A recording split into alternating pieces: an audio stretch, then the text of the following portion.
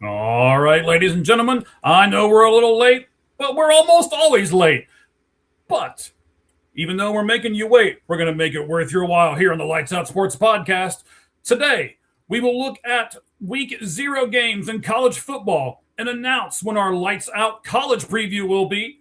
We'll talk Brewers, Luis Arraez, the Bills, NFL teams who are spending the most on their quarterback rooms.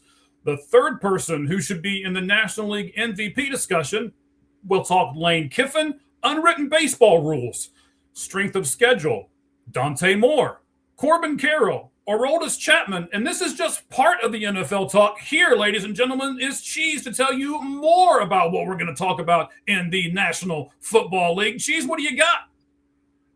Well, I mean, we're going to talk a lot of Vikings today. Yes, talk some Kyler Murray.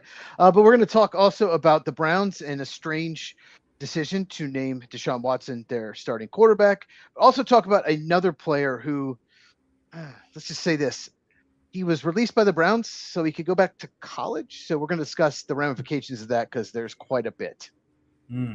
So you're telling me people would rather play college football than play NFL for the Browns? Yes. Oh, okay. Just so we're clear. All right, ladies and gentlemen, we're going to do history. We're going to do stat of the show. We're going to play trivia, and we're going to do so much more. But of course, first, before we do anything else, we have to go lights out.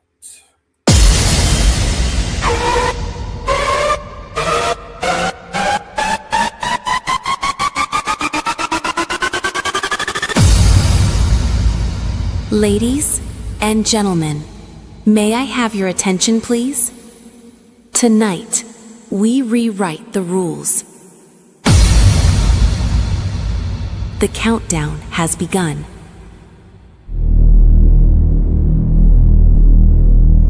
The show starts in 10, 9, 8, 7, 6, 5, 4, 3, 2, 1, go.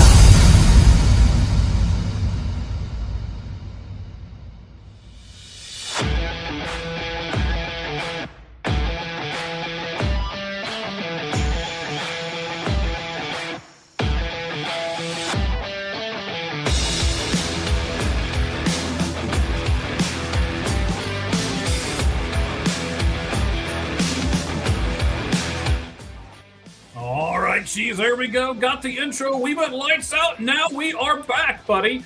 Man, I can't wait to do this, man. I think we've got a lot of good stuff to talk to, or a lot of good people to talk to. You, me, a guy named Mr. New? Yeah, we'll have him on here in a little bit. A big Minnesota Vikings fan. And of course, we got a lot of stuff to get to in both college, NFL, and MLB before it's all said and done, buddy. But first, Cheese, how have you been? That's what everybody wants to know. I've been busy, lots going on. How has Mike been? No, I'm in the same boat, man. Absolutely bonkers this last couple of weeks. So, well, not just last couple of weeks, but this last week since I saw you right here on the Lights Out Sports Podcast last week, buddy. But yeah, it's been so crazy that I kind of lost my way right there. I couldn't even tell you how busy it's been. That's how busy it's actually been. It's been nuts. But I'm really looking forward to this show. How about you, bud? Yes, absolutely. There's some great topics. There's so. just a lot to talk about. Yeah, I know. We're going to try to keep it under the 2-hour mark. Anyway. I hope so, but yeah, probably not. It would be nice, right? So let's do real quick Lights Out Sports history before we get to the 5 Flamin' 5 and 5. So 7 years ago today, Cheese, at the age of 29, this quarterback shocked the world by announcing his retirement. Cheese, do you know who it is?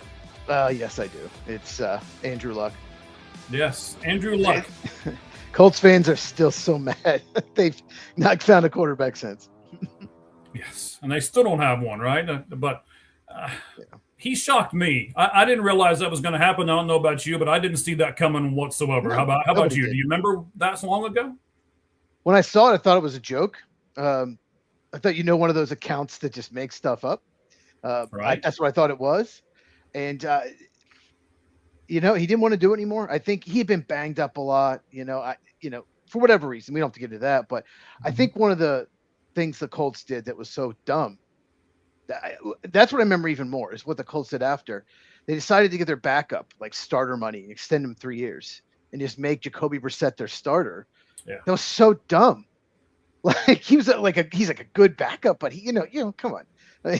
So that was their solution. So they didn't have they were blindsided, but that's what I remember is the Colts didn't handle it so well. So let's go. Hello. I like it. Yes, let's go. That's the new theme at the beginning of what you're referring to. We snatched that, and man, I like it a lot. So let me know if you guys like it in the comments right here on the Lights Out Sports Podcast. You can comment all show long, and as long as you're talking about what we are talking about, then we'll put you right up here on the screen, just like we did Shauna. Yeah, Shauna. That's what we'll go with. All right. Tagaji, but yeah. Okay. Thanks. No you know me and names, sir. You should probably do it. It's much better when you do the names than I do the names. So, okay. All right. Let's get the music in the background and let's get in to the 5 Flamin' 5 at 5. First, let's explain. Cheese gets 5 minutes on the timer. And if he can get all 5 questions correct in that 5 minutes, then he will not burst into flames. Okay. If he does not get those 5 questions, he'll burst into flames, and then I'll do the show until Mr. New comes on, and then we'll be able to do it together, I guess. So we'll just see how it goes. There's a backup plan. That's good. Yes. You have a backup plan in case I die. Yeah. Just in case, sir. I mean, you said it's been a long week. Maybe you won't be as sharp today as you are in the past. I don't know. Maybe. No, I'll be sharp. Okay. All right. You seem to be able to turn it on, right, when you come on the show. So we certainly appreciate that. I know all of our fans do as well. Let's get that music in the background. All right. And the timer will begin, Cheese. When I'm done reading the first question, are you ready, buddy? Let's do it. Okay, here we go. Let's go.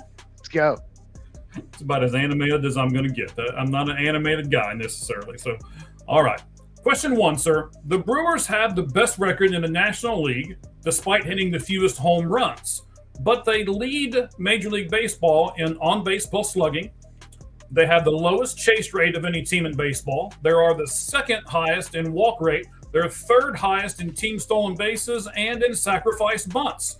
But my question to you, Cheese, is this type of play, the get on base and then, get them in, is that more sustainable than just simply sitting back and waiting for the big 3-run home run? It's sustainable during the regular season, especially against teams that aren't as good as you. It is definitely sustainable in the regular season. You can win games with pitching, defense, base running, all of that. But 18 of the last 20 World Series champions were in the top 10 in homers, and 19 of the last 20 were in the top 14. So I think a lot of those teams, a lot of teams didn't have the Brewers pitching and bullpen defense and all that, but still, that's telling. You're going to, in the postseason, you're going to have to hit some home runs. So the Brewers have had a lot of trouble. Last few years, they've been very good, and they can't get over the hump. They can't win in the postseason. They did get to NLCS last year and couldn't do anything offensively. So obviously, I think it could be a huge problem for them in the postseason. But no, right now they're probably going to end with the best record in baseball going in the playoffs. All right. Question 2, sir. He left Ole Miss for LSU the night before their playoff run last year. He tried to poach all of Ole Miss's players and coaches, and now he's trying to add NFL players, we'll talk about that in a little bit, to his roster. My question to you, sir, is has Lane Kiffin made LSU the Dodgers of college football? No, I would not say that far. They're not that far. The Dodgers are so much hated. I know so many people that said my least favorite team used to be the Yankees or used to be this team. Now it's the Dodgers. But I think in the SEC, probably Tennessee fans already hate him. Ole Miss fans now hate him. So in the SEC, yes. Nationally, I wouldn't go that far, but certainly a lot of people now are going to dislike LSU much more than they used to. All right, sir, let's go to MLB for a moment again. Elise Arraez has the chance to be the first player in MLB history, yes, history is the key word here, to win the batting title for 4 different teams. the Twins, the Marlins, the Padres, and now the Phillies. So, Cheese, has batting average fallen off that much in our current MLB game? Does it count the Phillies if you played like 2 months with them? Anyway, topic for another day. Yes. Yes, it has fallen off big time. The sabermetrics people, analytical people have fought to get rid of batting average. They talk about OPS plus, stuff like that, on base percentage, slugging, OPS, all that.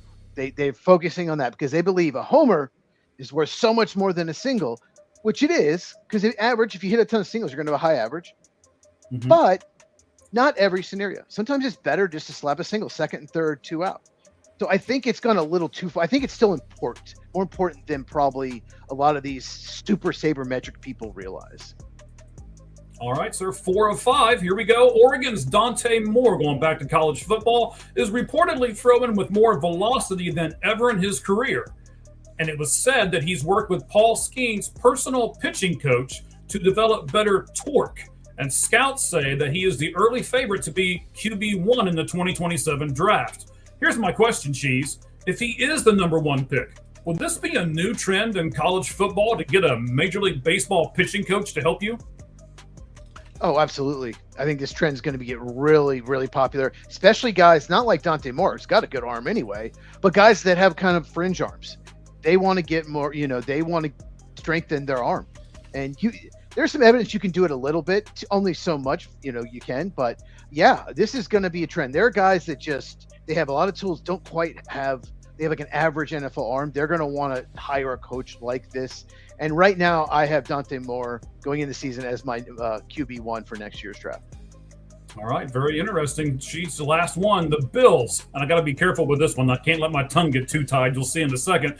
The Bills now have the most expensive tickets by average ticket prices in the NFL, according to TickPick.com. $610. The Eagles are at $473. The Bears are at $472. The Packers $454. Seahawks are at $428. Cheese, would you pay any of those prices for even the best seats in any of those stadiums?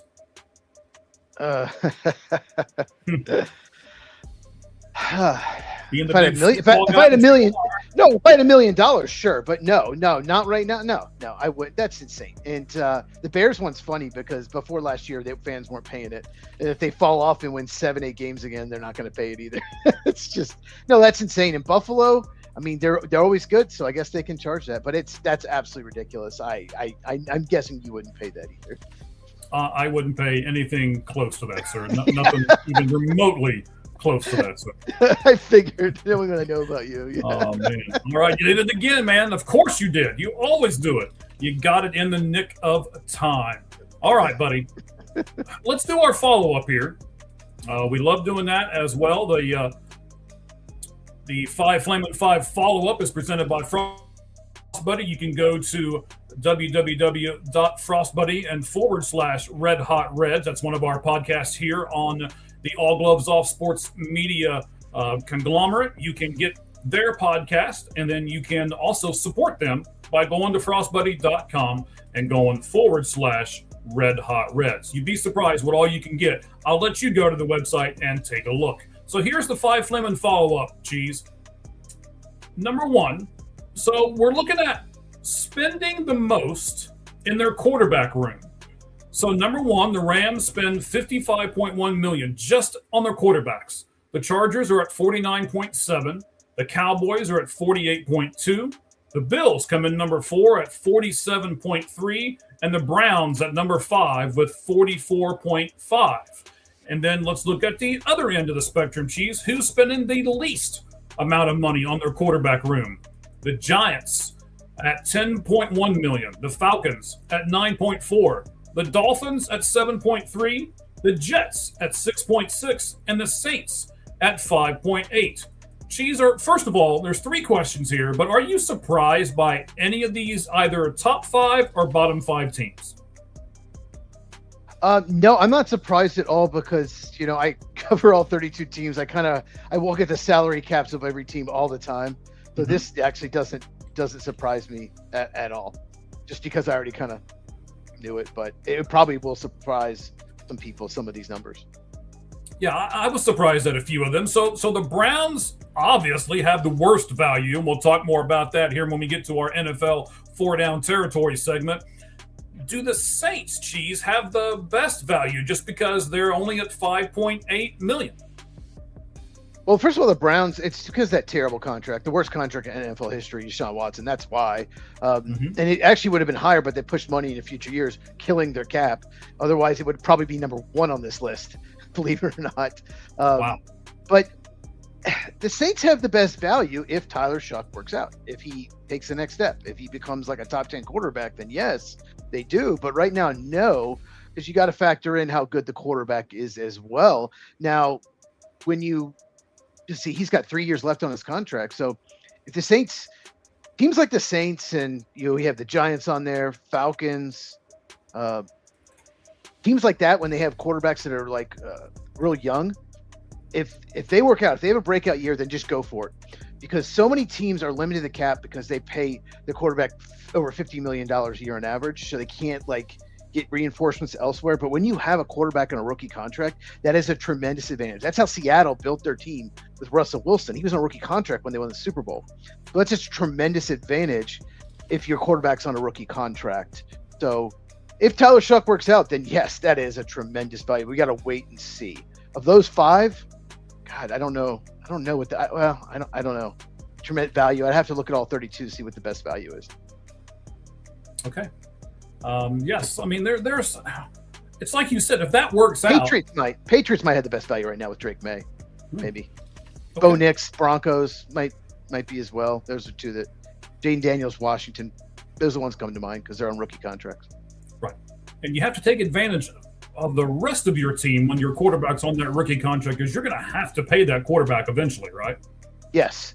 That's why you go for it. That's when you can go out and spend. That's when you have salary cap room. A lot of these teams, they have cap room, like like Washington had this cap room. There's a reason they don't have a quarterback that's taking up 40-some million in cap charge that year. Mm-hmm. All right, Cheese. Last thing for our 5 Flamin' 5 follow-up question here, buddy. You always say that you can't win without a good quarterback. So I'm going to give you those 5 top spenders again. The Rams at 55.1, the Chargers at 49.7 million. Again, this is just on their quarterback rooms, everybody. You got the Cowboys spending 48.2, the Bills at 47.3, and the Browns at 44.5. Can each of those top 5 win with their current quarterback room? Can they get to the playoffs? Oh, no, the Browns absolutely can't. No, I mean, that's not even a chance. I mean, it's a better chance of probably buying a Powerball and hitting that. I do think the Bills are going to make the playoffs, the Rams and Chargers. Cowboys, I just don't know what their defense would have to take a big step. So I think, I mean, the Cowboys absolutely can. I'm just not, I'm still deciding. We have a prediction show coming up right before the season. Yes, still deciding about the Cowboys. That's a tough one for me, but I kind of did a preliminary AFC. I wrote down like 10 teams I think are going to make the playoffs. There's only 7 do. So I'm like, oh crap. I don't know how I'm to figure that out, but the Browns know, the rest of them absolutely can. Well, the thing is, you don't have to figure it out right now. We've got a few weeks yet, so maybe there'll be some injuries and they'll make it easier. Some will get knocked out for the season. There's been so many injuries this preseason. It's crazy. There have been. We talked about that last week. We were on that bandwagon before everybody else. You're going to hear me say that a couple times during this show because there are some things that we're going to talk about that we talked about last week, and the national media is just now catching up to us.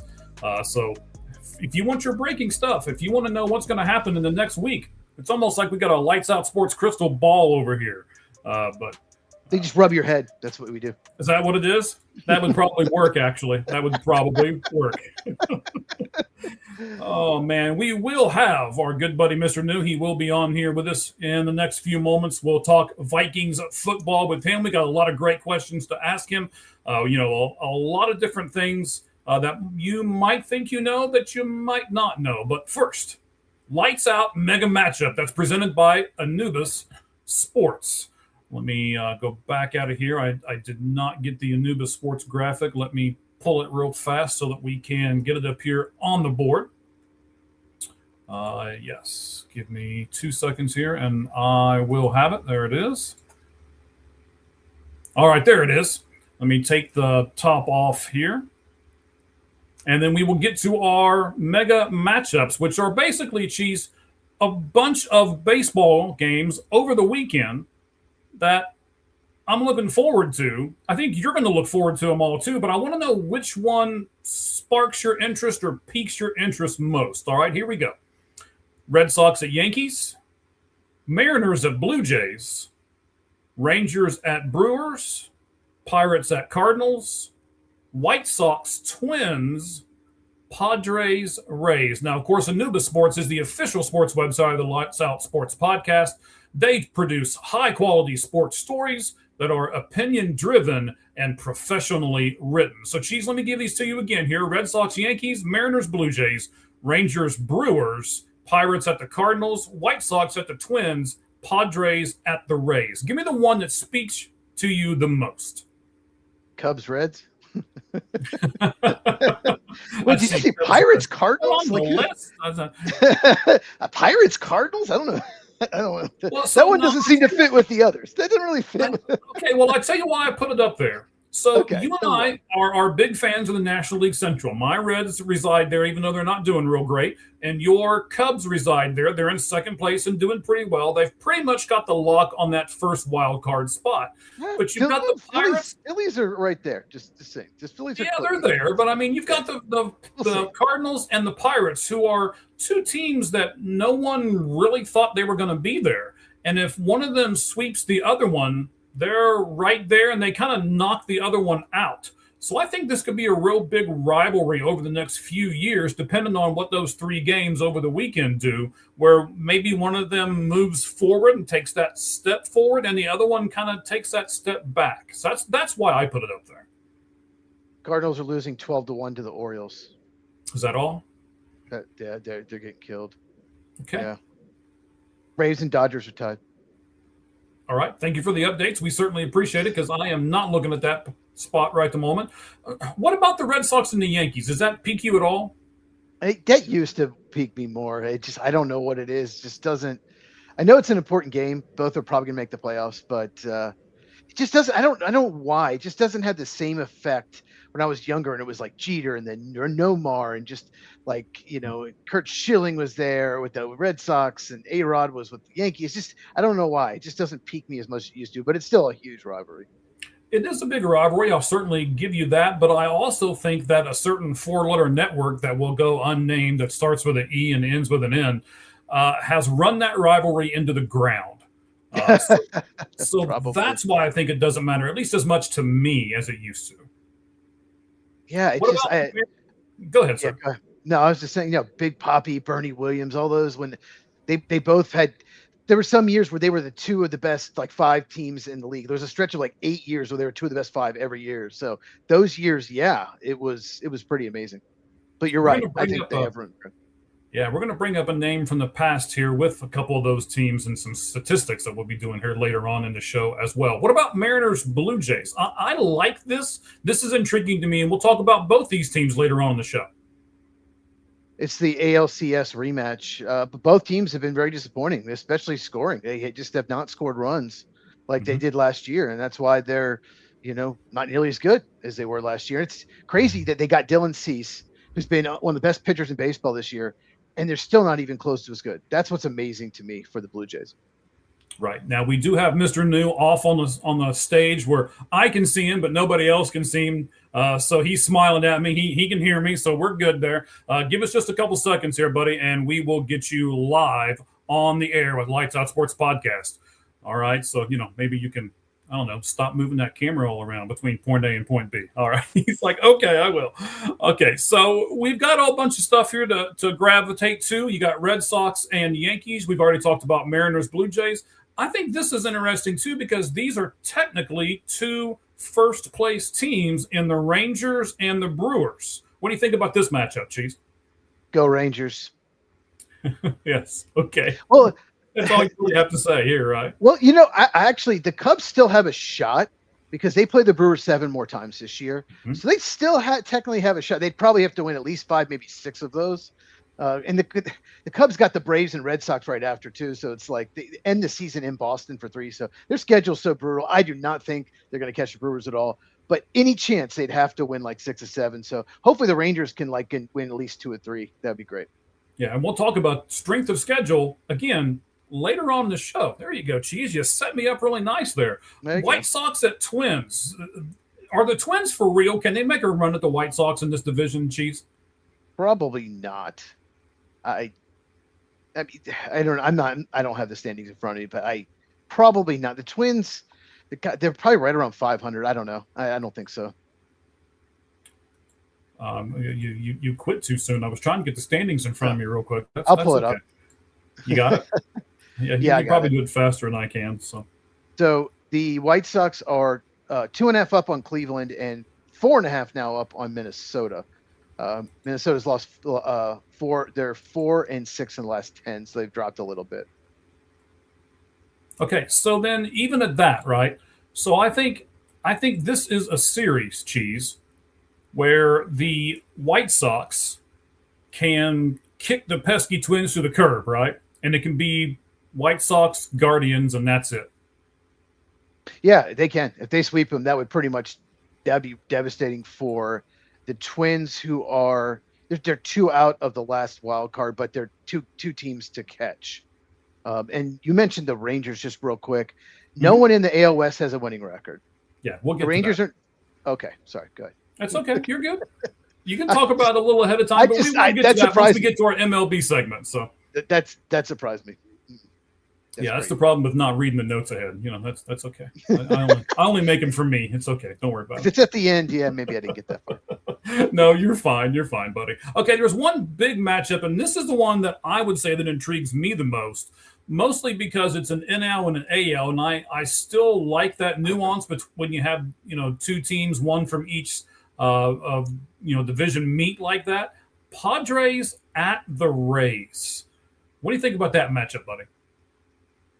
The Rays are still in first place. It's not guaranteed. So it's big for them. They want to stay at the Yankees. And the Padres are fighting for their life. I mean, let's see. They'd make it.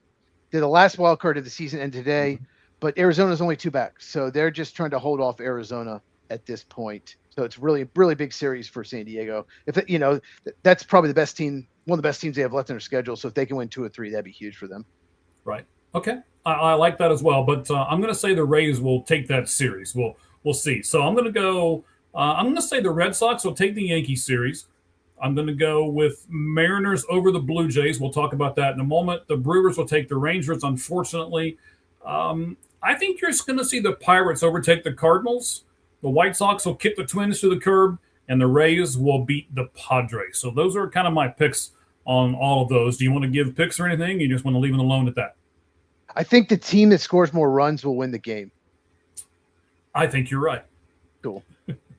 All right. And once again, we are brought to you this segment by Anubis Sports. We've now matched up with Anubis Sports. That's why we're doing the Lights Out Mega Matchups here.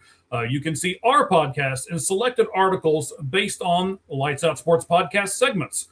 Anubis Sports is the official website of Lights Out Sports Podcast. High-quality sports stories that are opinion-driven and professionally written. All right. We, sir, are in for a treat. I'm going to put that back up there, and we're about 10 seconds away from grabbing Mr. New and bringing him up with us. So I can't wait to do this. We're going to have fun with this, I think, buddy. Here we go. Absolutely. The guy, the man, the myth, the legend.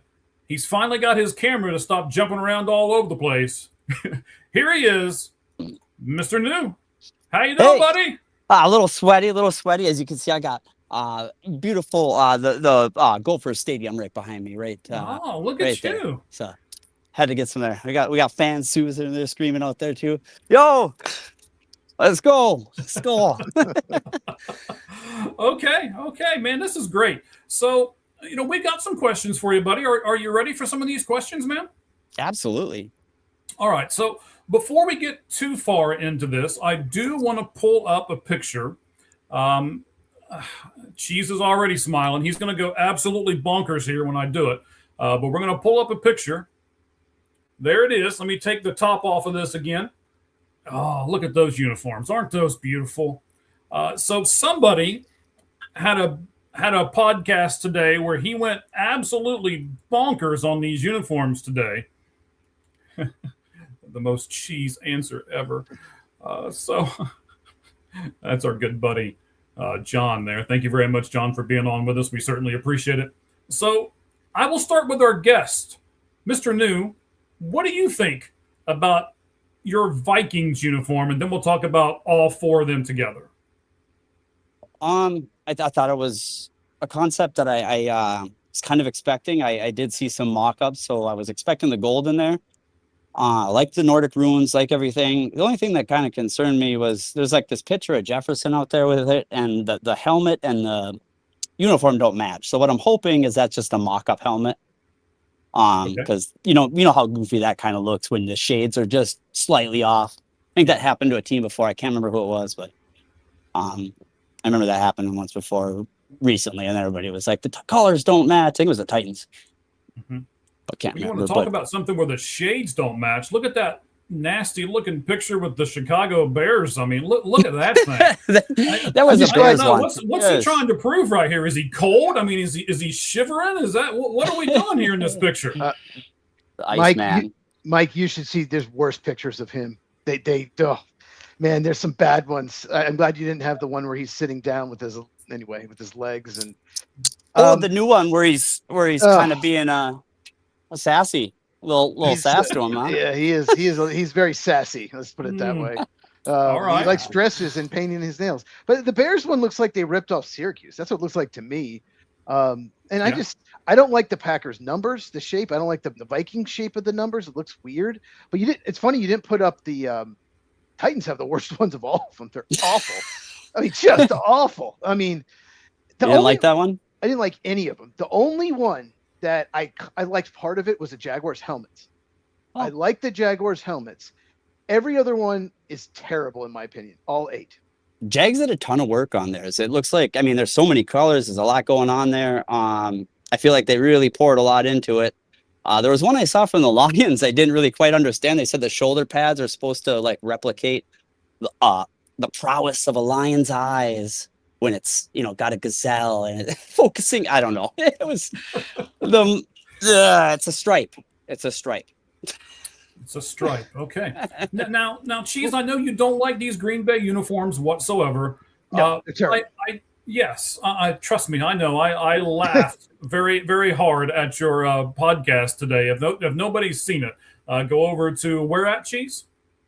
Yeah, at Football with Cheese on YouTube, CHEEZ. Okay. Football Cheese on X. And I'll just say this. That's not the Packer green. I hate that color, green.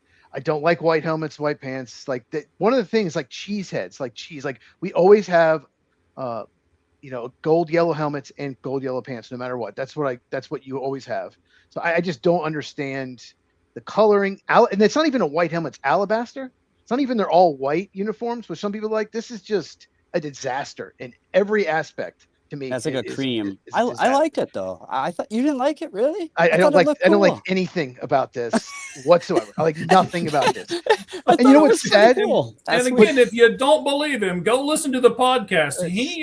He says a few choice words, and I don't think it didn't even look like he was trying to hold back after a while. He just said whatever he wanted to say after about 5 minutes in. It's not for kids. And I also ripped the Bills nickel uniforms. Those gray ones. Yeah, the ones that look like a Diet Pepsi can. Yeah, those are bad. Yeah, I ripped those as well. Those are the two I focused on: the Packers here and then the Bills nickel. And just like some of these uniforms are great. They're regular. Just wear your regular uniforms. They're just doing too much. Anyway. Yeah. I don't want to make Cheese's head explode here, but I do like, so it would be on the left shoulder. I do like the Green Bay kind of. I don't know. It looks a little Aztecish to me. I don't know. I like that part of the uniform. Yeah. That's about the only thing I don't have a problem with, actually. That's about it. Okay. No. Are they going to be embroidered? Because they look like they were embroidered on there, and I know that is quite. I don't know. A lot of people are looking forward to that. That GB was kind of like where Vince Lombardi they wear in practice, like. And Green Bay sells that hat. That symbol is like that's what they wear. Like Vince Lombardi wear in practice with that GB. That's why they put it there. So that is the only part of the uniform I don't have a problem with. but the color is terrible. I don't like the alabaster helmets and pants, and that green is not Green Bay green. I don't know what that color is, but it's definitely Okay, different color olive. green. Yeah. I said in my video, it'd be fine for a car, but not a jersey, It does match well. It's very neutral. You know what I mean? Like, I guess neutral colors. You're I just guess. you're just going to agitate him even more, New. I mean, I don't know why you're trying here, but I legitimately liked them. I don't know, man. Like This is I did. And the Bears ones I thought were the most Bearsy thing ever. It was like, yeah, that seems about right. looks That's like it's Syracuse perfect. to me, and they're doing this to make money. They're trying to go. I want you to buy the jersey, so it's all about money. Nike's stock is Right. in the tank. They're trying to do this to make money. The NFL wants to make money. That's what they're doing this, and that's it. It's all about I money. mean, I think that's the game of selling jerseys, Yep. And some people making are on money. X saying, "I'm going to buy the jersey. Oh, I'm going to buy it. I'm going to buy it." All these teams of all 8 teams, I've seen them. It's like, why? Like, what? All 8? Well, no. I Oh. just no. Oh, I've seen. I see what you're saying. I looked at all the teams and the reactions, and all 8 teams, because there's 8 teams that did this. I saw some people say, "Oh, I can't wait to buy that. Can't wait to buy it." We'll see if they do, but I'm just saying that it's like this is what they want. They want to sell jerseys. Yeah, no, they do. And that's what I was saying kind of with the embroidery thing. A lot of stuff really, when they stopped doing the embroidery, their jersey sales tanked. A lot of people were really mad, especially when they buy the 170 or whatever, the more expensive one. I won't say exact numbers on here, but the more expensive one, and there still is no embroidery. And I know that was a big problem with a lot of people. So I hope they bring that back. I think that would make the jerseys a little bit more worth it for me. Okay. More quality into it. All right. So, Mr. New, let's go over some stuff here. I want people to know where they can find you at. You do a lot of stuff on the interweb. So tell us what you got and where you're at. Usually never on the street like this. Sorry about the noise with everything, guys. I you're was good. trying to work my way back to the place, but camera moving, so I just figured I'd stop right here. But yeah, Mr. New on all platforms. That is MRKNEW, and mainly the parody channel is on TikTok, and the other name would be you see me at Soda New, SOTA, as in Minnesota. And yeah, I try to do more when I'm on X and stuff like that. I try to do more accurate and what would you call it? More commentary type stuff or predictions and fantasy and kind of go all over the place. But yeah, the TikTok is a completely different thing. I would just joke around over there. So. All right. So what is, we'll get to your TikTok later, but let's do this, buddy. So you've been on the Kyler Murray train from day one. So I've got some questions about you and your train. All right. So you got your wish. You have 1 year of Kyler. Are you truly happy about that, sir? Yes, very happy. My only hope is I plead with the fan base to not ruin this. Please don't ruin this. That is all I ask of them. You're asking a lot of Minnesota fan base. Oh, it's been frustrating. It's been very frustrating because, I get it. A lot of people don't care for Kyler Murray, and you know what? A lot of people didn't care for Sam Darnold too when he came over. And there was already this plan of we're going to move on, and I don't want that to be the plan. I don't want there to just always be this, well, we're switching quarterbacks next year, kind of mentality. I'd really like to get something solidified. I think that Kyler is a good guy to sign to something like a 2-3 year deal right away too. Like if he's having a good season, pop him on there for like a 20 mil contract, and don't wait till next year if you can or whatever. Don't wait till super long so he demands more money, and eat him up right away, and then get him on that with it backloaded a little bit harder. And then in 3 years, if you're ready for a different guy, you can move on. If not, you can redo the contract, and you know what I mean, you're kind of set to go there, because regardless of what everybody thinks, McCarthy needs time. And I've been begging people to understand this concept of, the guy only had 6,000 passing yards plus when he came out of college. He still only has 7 something, only barely, or just barely cracking that.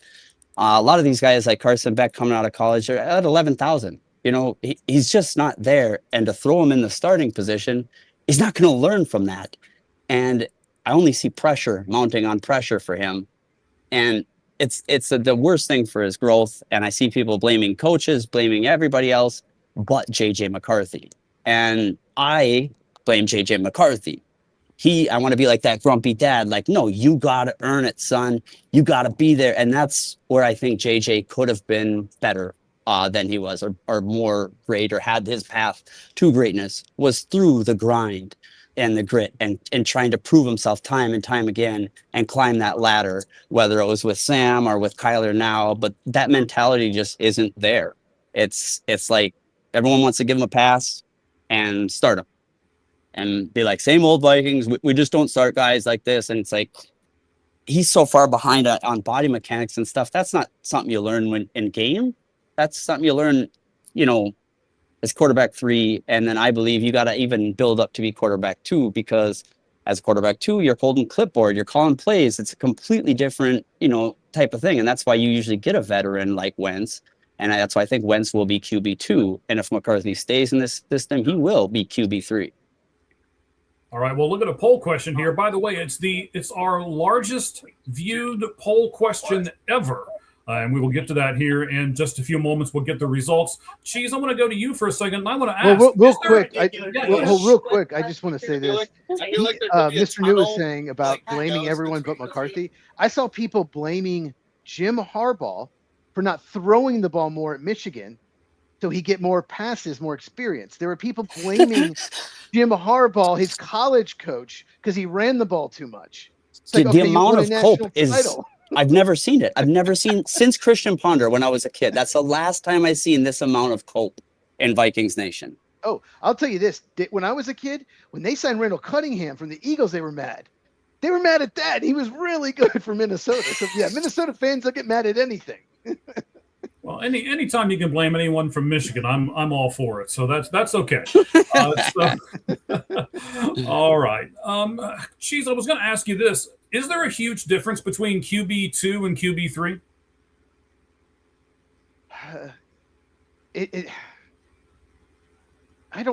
That depends. Like if QB3 is on your practice squad, yeah.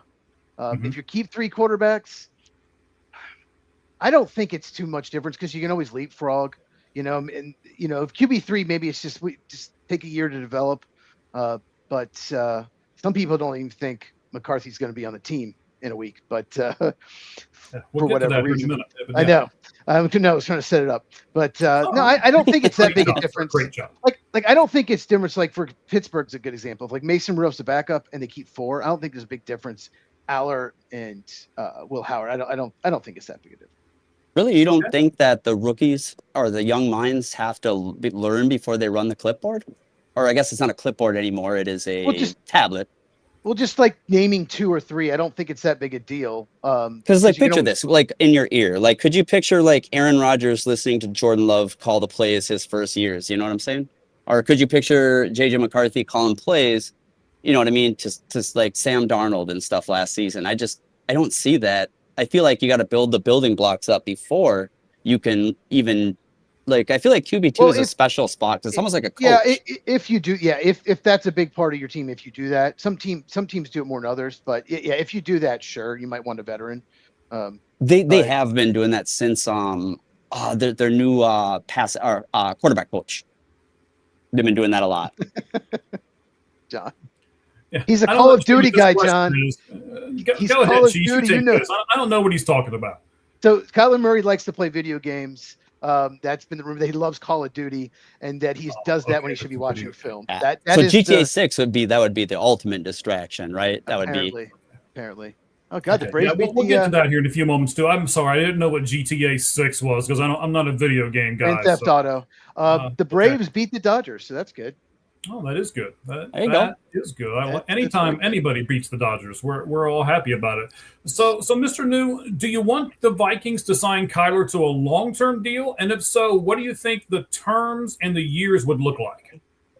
Yeah, they kind of like I was saying a little earlier. I would like it to be a 2 to 3 year contract. Get it done early, so that he still has kind of these narratives that are going on about him, not having to prove stuff and whatnot. So that way you can get him at 20-25 million a year, something like maybe reasonable for the Vikings, because they do got to pay a lot of players. They got Addison coming up. They got a lot of players, to be honest, and some of them are going to be a lot of money. And so using that forward thinking, I would really like to be in a place in a few years to where we know like where we're at with the quarterback position. We know, hey, this guy's learning, this guy's here doing this as a backup, and this guy's our starter, and this is how it's going to be. And there is no confusion. And then if we can get that done, get that 2-3 year, whatever deal done, I believe we could readdress it then in 2 to 3 years. If something like JJ stays in the team or they draft a young quarterback, this next draft is kind of loaded. So, it does give a chance to evaluate, or, Kyler Murray being the dual threat, there always is a gamble with that. And maybe it doesn't fit O'Connell. That was another thing a lot of people were worried about. And so, if it doesn't happen to be the perfect marriage, I still think it's a good enough quarterback to hold the team up to where right now. And a lot of people get mad about that. They're like, we don't want to be mid. It's like they want to either tank or, go do really, really good. But the problem with that is you don't know when you're going to do really, really good. You don't know when another team is going to lose players or be down and out, and you can kind of get those wins in or things like that. And the strength of competition, it changes throughout the year. And so, I think we have to be, as Vikings fans, need to be of full belief with Kyler Murray. They need to fully back quarterback one and really be ready for a good season. And then, by all means, if it doesn't end up good, he does have like his thing right now, so you can't even sign him anyway. I don't know when that ends exactly. But once his contract with Arizona ends, I think, you immediately address it. All right. So I know that's going to be one of the questions that Cheese will ask you here in a few moments is how is that marriage going to be between Kyler and Kevin O'Connell? So we'll talk about that here in a few moments. Let's do the poll question here because I think this is interesting. Again, it was the highest viewed poll question. We got 1.2K on this one. So a lot of people looked at it. Not that many people voted on it, not 1.2, but we had a good amount of people on it here. So it is pretty simple. And Cheese, I'm going to start with you once I read the poll question. I know you always go and vote on these. What should the Vikings do with J.J. McCarthy? Should they keep him as depth? Should they trade him? Should they cut him? Or should they tell him to go back to Michigan? Cheese, what did you vote here on the poll question? Well, I voted send him back to Michigan. but but seriously, what should they do? You don't want to trade him for like nothing. Like if you trade him, you got to get something for him because I know it was Kwesi, he's no longer there, but you have to get something for him. Otherwise, keep him as your quarterback 3. You let him develop another year, like Mr. New said, and then maybe he takes the next step next year. But I simply cutting him makes no sense because his contract's guaranteed this year anyway. So either keep him or trade him. But trade him, you don't do it for like a 5th rounder next year. You got to get something for him. Right, at least 3rd, hopefully. At least a day 2 pick because you use such a high pick on him. You got to. Well, plus the time invested. I mean, the amount of capital invested in McCarthy is massive. Okay. Yeah. Yeah, I mean, that's, I don't have a problem with anything any of you guys are saying as far as that part goes. So, it'll be, I think it's going to be pretty good. And here's the results from our poll question. So, simply cut him got 12% of the vote. It was in 4th place. Unfortunately, I like this one, but send him back to Michigan was in 3rd place with 21%. I was hoping it'd be a little higher than that, but we got a good laugh out of that one. 25% of our viewers said keep him as depth, and 42%, almost half, said try to trade him. So, yeah, those are the different things. Wow, I'm surprised. I didn't realize the fan base. That's interesting. Everybody was so diehard with JJ just a week ago. I mean, did they just all turn on him overnight? What happened? What? I'm not sure, sir. This is the we call it the lights out pulse poll. This man had an army marching for him. Yeah. Like I do not. I mean, and this is all I can kind of say. And I don't want to be mean to other people that were call him bandwagonish, but. That does seem kind of bandwagony. You know what I mean? Maybe got a jersey, had a lot of high hopes. He was really hyped up on local media a lot. And, I think maybe now people are starting to see those holes and they're just like, you know what? I'm not buying into this garbage anymore. I'm not going to spend more time on a broken toy, And there is some other concerns of mine that I've actually had with JJ that are they're nobody else has brought them up, but they are alarming to me. I do work in the medical profession for over 20 years, and a full meniscus repair usually leads to arthritic conditions. You don't usually want to do that, especially in a young man. And usually to have a full repair, like there has to be a massive amount of damage. And I just didn't see a lot of contact in that Raiders game or scar tissue. And I almost wonder if when he took that hit from Dallas Turner way back in college, and he maybe just didn't notice it and just thought it was, because those things, you sometimes you tear your meniscus and you don't even really know it. You just think it's a bump or bruise and you keep going with life. And, I almost wonder if that knee's bothering him a little too. I am concerned a little bit about certain things, just, and so outside of, and especially his mechanics not growing too. But like I said, I think that that's a product of being pushed on the field. I think he could have worked on throwing mechanics, if he wasn't worried about, I'm going to be the starter, I got to win this competition. This is the pros. The competitions are over when you get here. There's no competition. This is, the best man goes, and it's clear who the best man is by then. And if you don't, and that's my biggest knock, I guess, on Coach O'Connell. I love him in every aspect, but it's like, dude, how can you not tell who's the best man on the squad? You're sitting right next to him all day. And that's, I guess, where I got a little confused. All right, and that kind of leads me to my final question. Then I'm going to turn it over to Cheese for a couple of questions that he's got for you here. So, Mr. New, I'm going to just ask, there's two more quarterbacks on your roster right now, Carson Wentz and Max, is it Brosmer? I think that's how you say it. Brosmer? Where do they like fit my in? bro. Max Brosmer does look like your typical QB3. McCarthy does look better than him, like quite a bit. But Max kind of looks like your typical kind of practice squad guy. I just don't see Max really rising to much more than that ever. Okay. He can understand the offense. He can kind of hold it there. But, in his games, I think last year when they beat the Lions, he only had -1 net yards for that win. And, you kind of seen it keep over in this preseason. He's not moving the ball super efficiently or anything like that. So, I think if you keep two quarterbacks, it would be Wentz and Kyler. And then, yeah, if you run with three, JJ's free. So, but Okay. yeah. All right, so I'm going to turn everything over to Cheese here for a second. He's the football guy. He's got some more analytical questions for you here. Go ahead, Cheese. Give them to him.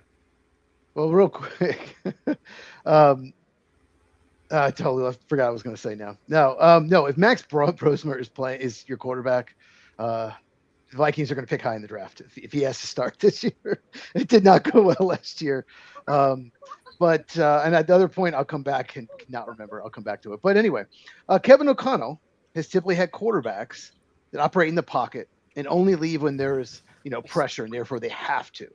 So that's not Kyler Murray's style. Nope. Because of his height, because of athleticism, he typically does a lot of damage outside the pocket. So, Mr. New, do you think this will be easy transition for Kevin O'Connell? I will never say anything is easy. You know what I mean? Because everything in the NFL is pretty difficult. No game, any given Sunday, you can always lose. But what I will say is this: it's just like with Caleb Williams, except for the height, obviously, and the Bears. Caleb has a tough time playing with timing in the pocket.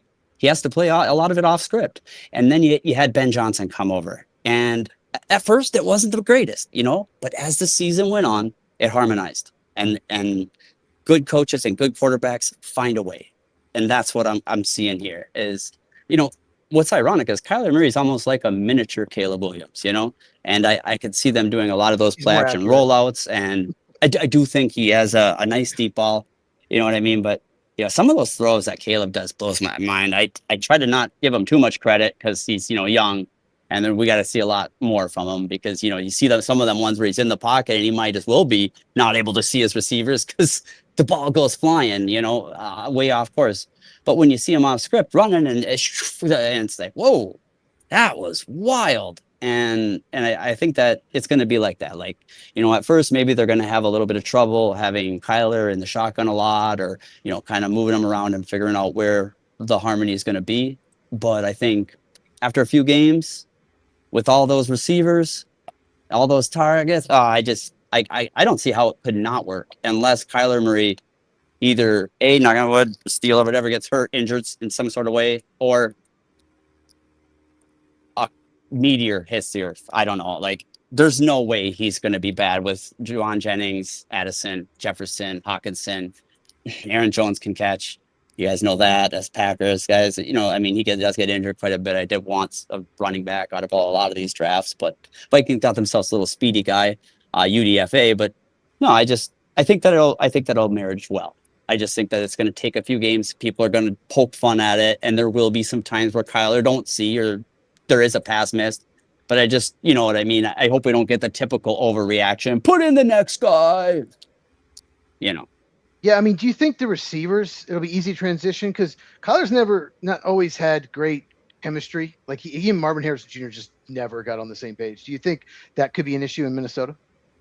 I think Marvin Harrison Jr. is gassed up. Let's just put it that way. I don't think he's nowhere near this glorified receiver that people try to make him out to be. People try to use this. Oh, well, he had Michael Wilson and Marvin Harrison Jr. And I mean, he could have just exploded. And it's like, Jacoby Brissett lost all those games, right? What did he actually won one, I think, but people want to say like, oh, he played better. I mean, statistically, I guess, but he still didn't win. And so I don't think that Kyler ever had a good situation. I really don't. You got Trey McBride over there, and I do think that quarterback kind of with tight ends, it's a tendency thing. So I do think Kyler's going to like having TJ Hawkinson and Josh Oliver, and that's another target. So I just don't think there's going to be a big problem with it. I think when he's rolling off script or when he's even in the pocket, there's enough guys to where there's going to be somebody open, and he can throw the ball pretty darn good. I'm hyped on Kyler. Like, I'm big on the guy. Okay. Well, his motivation and his dedication have been questioned in the past. We touched on a little bit earlier. In Murray's original contract extension, the offer in the 2022 season, the Cardinals mandated that he spend 4 hours of independent film study, which included not playing video games or watching TV during study time. Sounds like the Cardinals were worried that he wouldn't put in the time, like he wouldn't watch film on his own. They did remove the clause a few days later. Does that concern you at all? Not anymore. If I was in Arizona and this was Arizona, I'd say yes, because I think it was immature of Kyler to not be doing his homework and everything like that. And I do hold him accountable for that. But I think he had you know what I mean? I think he was a 5-star recruit. But, you got this guy coming out of college, number 1 overall pick, rookie of the year, or offensive rookie player of the year, whatever he won. And, then Larry's gone, and then he gets D-Hop, and, he kind of starts to see that they're not building this team around him. They're not giving him any protection. And every day going into work is like just getting throttled. And there's nothing to look forward to. There's no hope almost over there. It's a very bad organizational situation. I never liked it, whether it was Cliff Kingsbury when they first had it. I do think that was a little more successful because of their relationship prior. But, and like I said, I think that Kyler was young. I think he was immature, and they probably put that in there because he wasn't, attending class, because sometimes when you are the number 1 overall pick, you think you're all that. But a lot came crashing down to earth for Kyler. He was the meme of the internet for a while there because of that. And, I think they removed it because it was so embarrassing, you know what I mean, for not just Kyler, but for the whole organization. It was just a bad move. But I think that is something that of course, like, you have to be concerned. So if he's not making team meetings, like, someone better go grab him and pull him in there and be like, you're making team meetings, bud. Like, absolutely. All right, Cheese, I got your message, but I want you to look at the last 2 that he's put up, and just look at them and tell me yes or no, all right? All right, so, Cheese, I know you've got a few more things that you want to ask. I got a couple questions as well here before we let Mr. New go, but go ahead, buddy. What's your next question for Mr. New in this really, really pivotal Vikings season for them? That's all I had. That's all I sent you. That's all I had for Mr. New. I thought there was more. That's all right. I can go here because, so, gentlemen, this is kind of for both of you, right? So our guys at the far side of the bench said in their podcast last week that you can catch on our YouTube channel. It's, of course, All Gloves Off Sports Media that the Detroit Lions were the best team in the NFC North. And to quote the guys, they said that it's not even close. Do you agree with that assumption? Cheese, I'm going to start with you. Not even close. I mean, that's even close. That's what he said. If I had to pick the best team right now, I would pick the Lions, but I don't. I think that's crazy. Not even close. I mean, that's one of those divisions anyone could win it. Like every single, I'm telling you right now, well, not me, but like not people who actually, do this for a living, but every single fan base in that division expects to win the division. Just look on X. Everyone, Packers, Lions, Bears, and Vikings all expect to win the division. They all think they're the best team. I do not think the Packers are the best team in the division, but most Packer fans do. So no, not even close. I think that's crazy. The only thing you could say to not even close is that the Lions have a much easier schedule because they finished last place. That's the only thing you could say. Well, that's your only argument you could make that the Lions, they'll easily win the division. But even so, I don't think it's going to be. I think it's going to be close. So what about what Jonathan says here? He disagrees on the Lions simply because he's had 2 new offensive coordinators in 2 years. Does that make a difference, gentlemen? Oh yeah. Well, they needed to make a change because it wasn't working last year. Well, when they lost all that, Yeah, they lost Ben Johnson, that hurt. Lost Aaron Glenn, that hurt. We'll see. Drew Petzig, I not a big fan of his offenses, so we'll see. But they had to. Making a change is fine. If it's not working, make a change. You know me. I don't like continuity. If it's not working, make a change. And they had to make a change. The guy last year, I can't think of his name right now, lost play calling duties real quick. So they needed to make a change. All right. So what do you think about this here? JJ be traded for a 5th or a 6th. Justin Fields went for a 6th. Geno went for a 6th. That's kind of the market. Mr. New, I'll start with you. Would you be okay if they trade JJ for a 5th or a 6th? I feel like that's Justin Fields now. What did Justin Fields, to Jonathan, what did Justin Fields go for when he first went? Well, where did he first get traded to from the Bears? The Jets? Yeah. Yes. I can look it up. What would that be? Yeah, no, I think I'll just answer this real quick. You can't take that. You can't. The Minnesota Right, you'd say no. You have to either keep him or get at least a 3rd rounder. If you're the Vikings, you could wait into the year too till somebody might, a team might get an injury, be desperate. But anyway, go on, Chiefs. Oh wait, no, this is the trade. The Chiefs, it was a 6th round pick. Chiefs 6. Oh, so it was a 6 even back then for poor Fields. Brutal. Traded from the Bears this year, right? The Bears traded him the Steelers for, a conditional 6th round pick. It was the Steelers actually. That was it back then. Yeah. Brutal. Well, they don't have any leverage because they were drafting Caleb Williams. They had no leverage, so they, Right. And yeah, I don't know if there's enough mystique behind JJ to get, maybe even a 4th if you stack something on there. But yeah, like you said, you can't say yes to a 6th. I think I would rather just develop the kid and then trade him later or see if he's going to work out, if it's a 6th, because then what are you doing? You know what I mean? It's like a free quarterback 3, in case you get injuries. We all saw it with the Niners years ago. And, sometimes you need that guy back there. And honestly, JJ as QB3 is where I want him.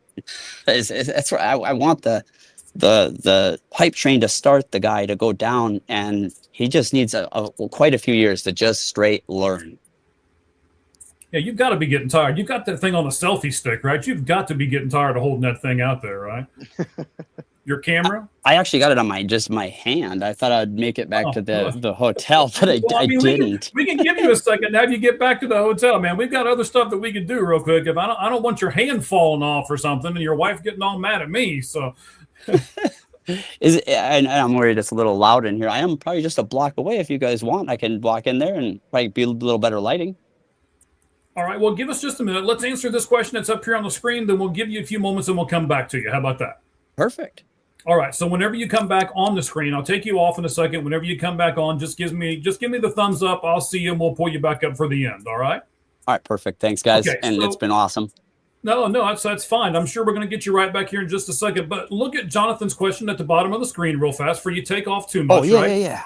So Kyler had the most rushing yards of any quarterback while he was at his time in Arizona. Yes. Now, for us in Arizona, now, I mean, I shouldn't even say us because it sounds like I think I'm on the team or something. I couldn't be on a football team. I say it. A water boy or something. But But And Waterboy was pretty good at football. Let's be honest. that's true. That's true.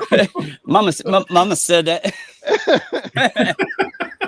Here we go. Waterboy quotes now. Is this what this show has become? Waterboy quotes. But anyway, so we were concerned in Arizona. We didn't want Kyler running as much because he's small, and those great big linemen would just kill him. Every time he'd run, we would all like hold our breath and like do this at the screen, like, oh my God, he's running again. What do you think's going to happen when Kyler Murray takes off running in Minnesota? And is that what you want? Do you want him to run first or pass first? Pass first. I want him to always be looking down the field, and then that run as an extra threat. I don't want him to just constantly be running RPOs. You don't have the Jalen Hurts body, push style, just smashing yourself. I think he's got to be careful. Similar to Bryce Young. Use the legs when you can. You are fast, but you're not as fast as when you first got into the league. It's some surgeries, and so calm down on that. You have a lot of receivers. Kevin O'Connell will draw you up amazing pass routes. And so, and one thing that I will say with Kyler is he is constantly looking downfield. When you kind of look at those plays, he's not a takeoff, guy first, unless that's kind of the directive.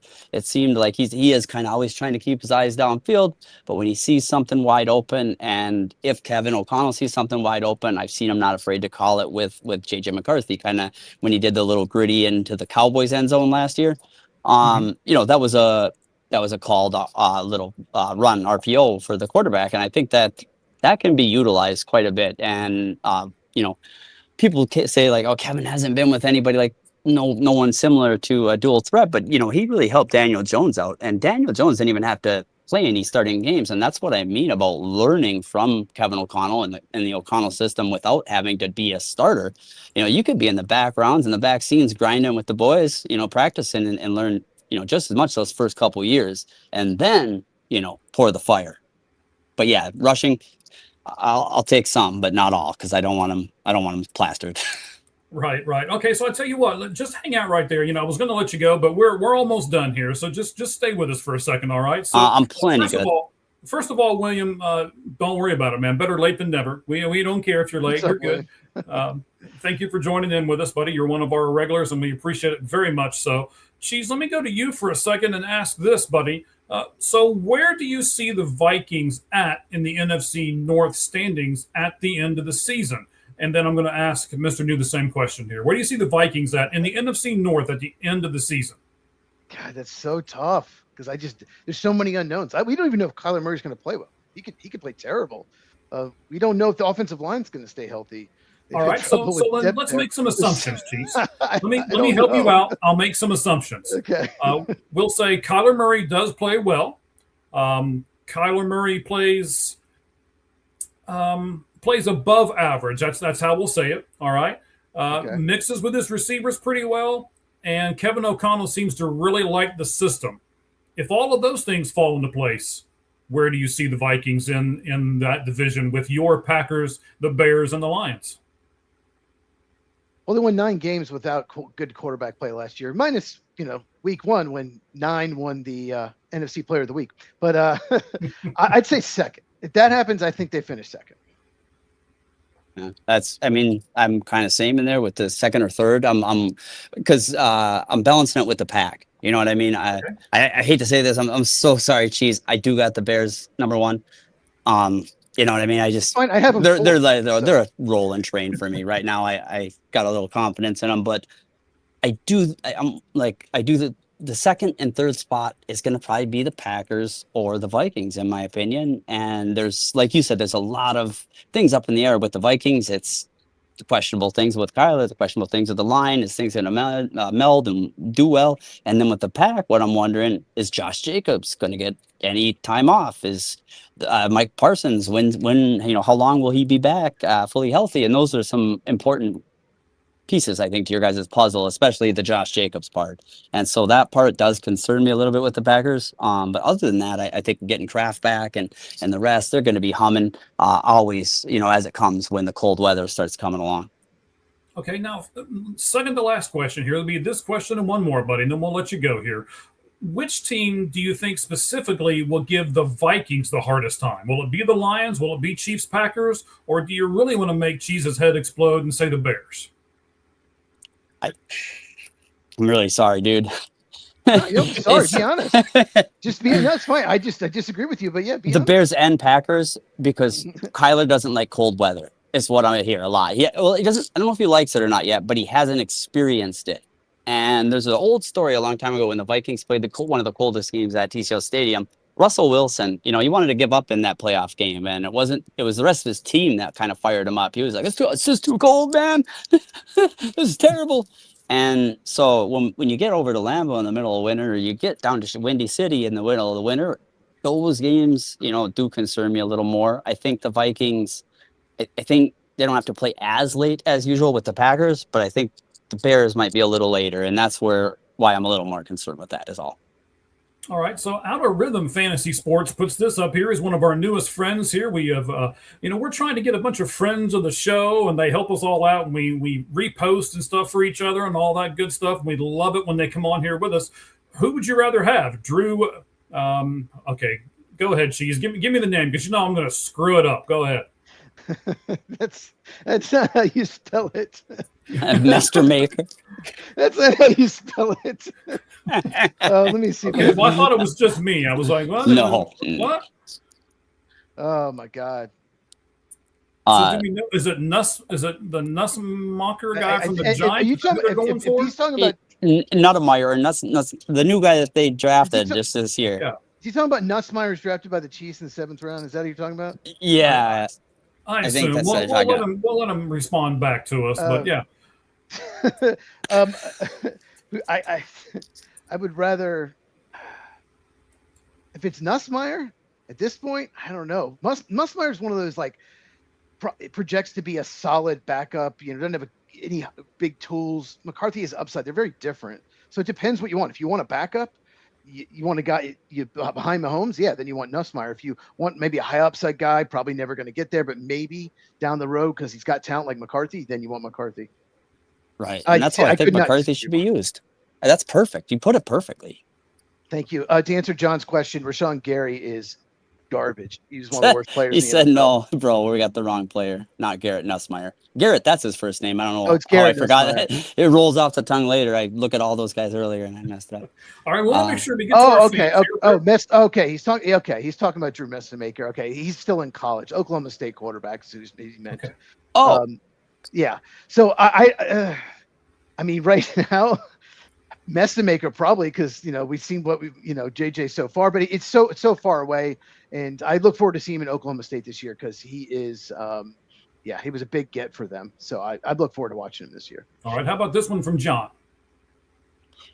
Yes. I mean, I think that in this vertical scheme that we got over from the Dolphins, Jordan Mason looked really good.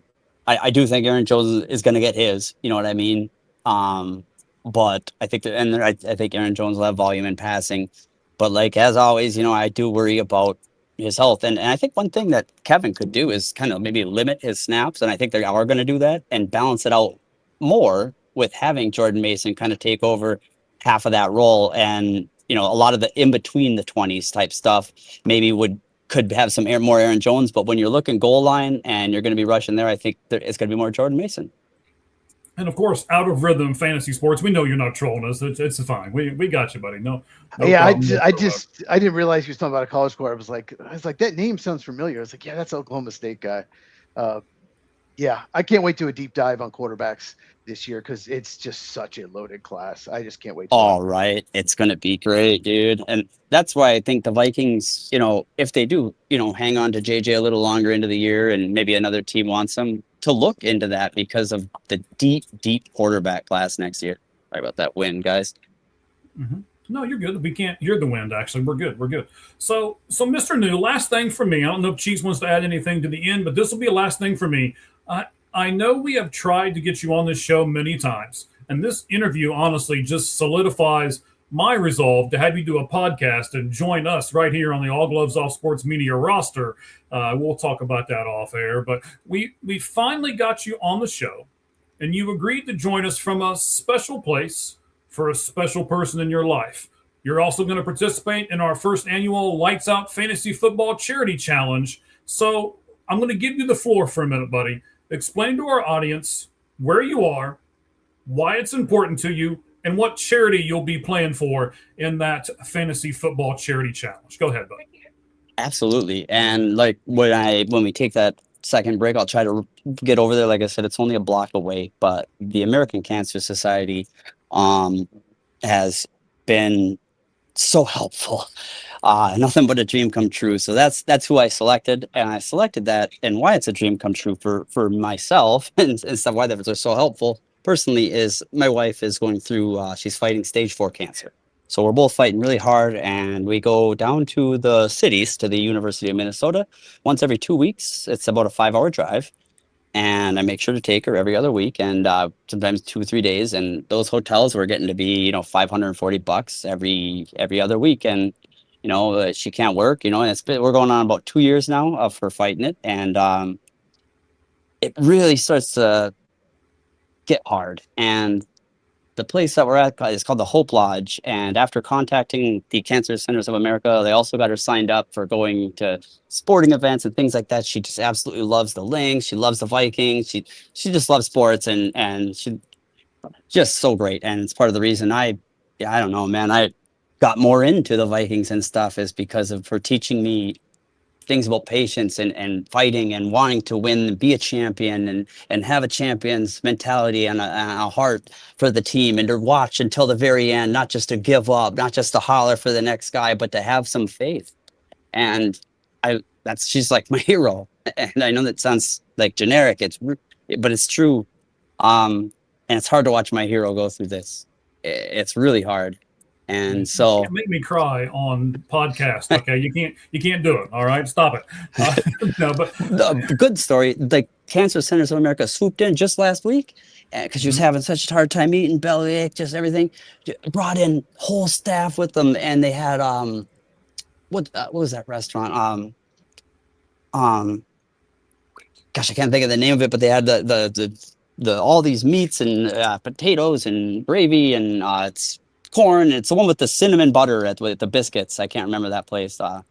That's Texas Roadhouse. Yes, Roadhouse. So they had the whole Roadhouse, and they worked with Texas Roadhouse, and the whole Roadhouse crew came here too, and everybody had the American Cancer Society stuff on, and I was blown away, man. I was just blown away. It's one of those things that you watch on TV kind of, and then when you're there in real life, it's just surreal. And like I said, she was able to eat.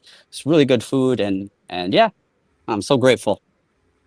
All right, so you've got some reactions over here. We'll keep them coming here for a second.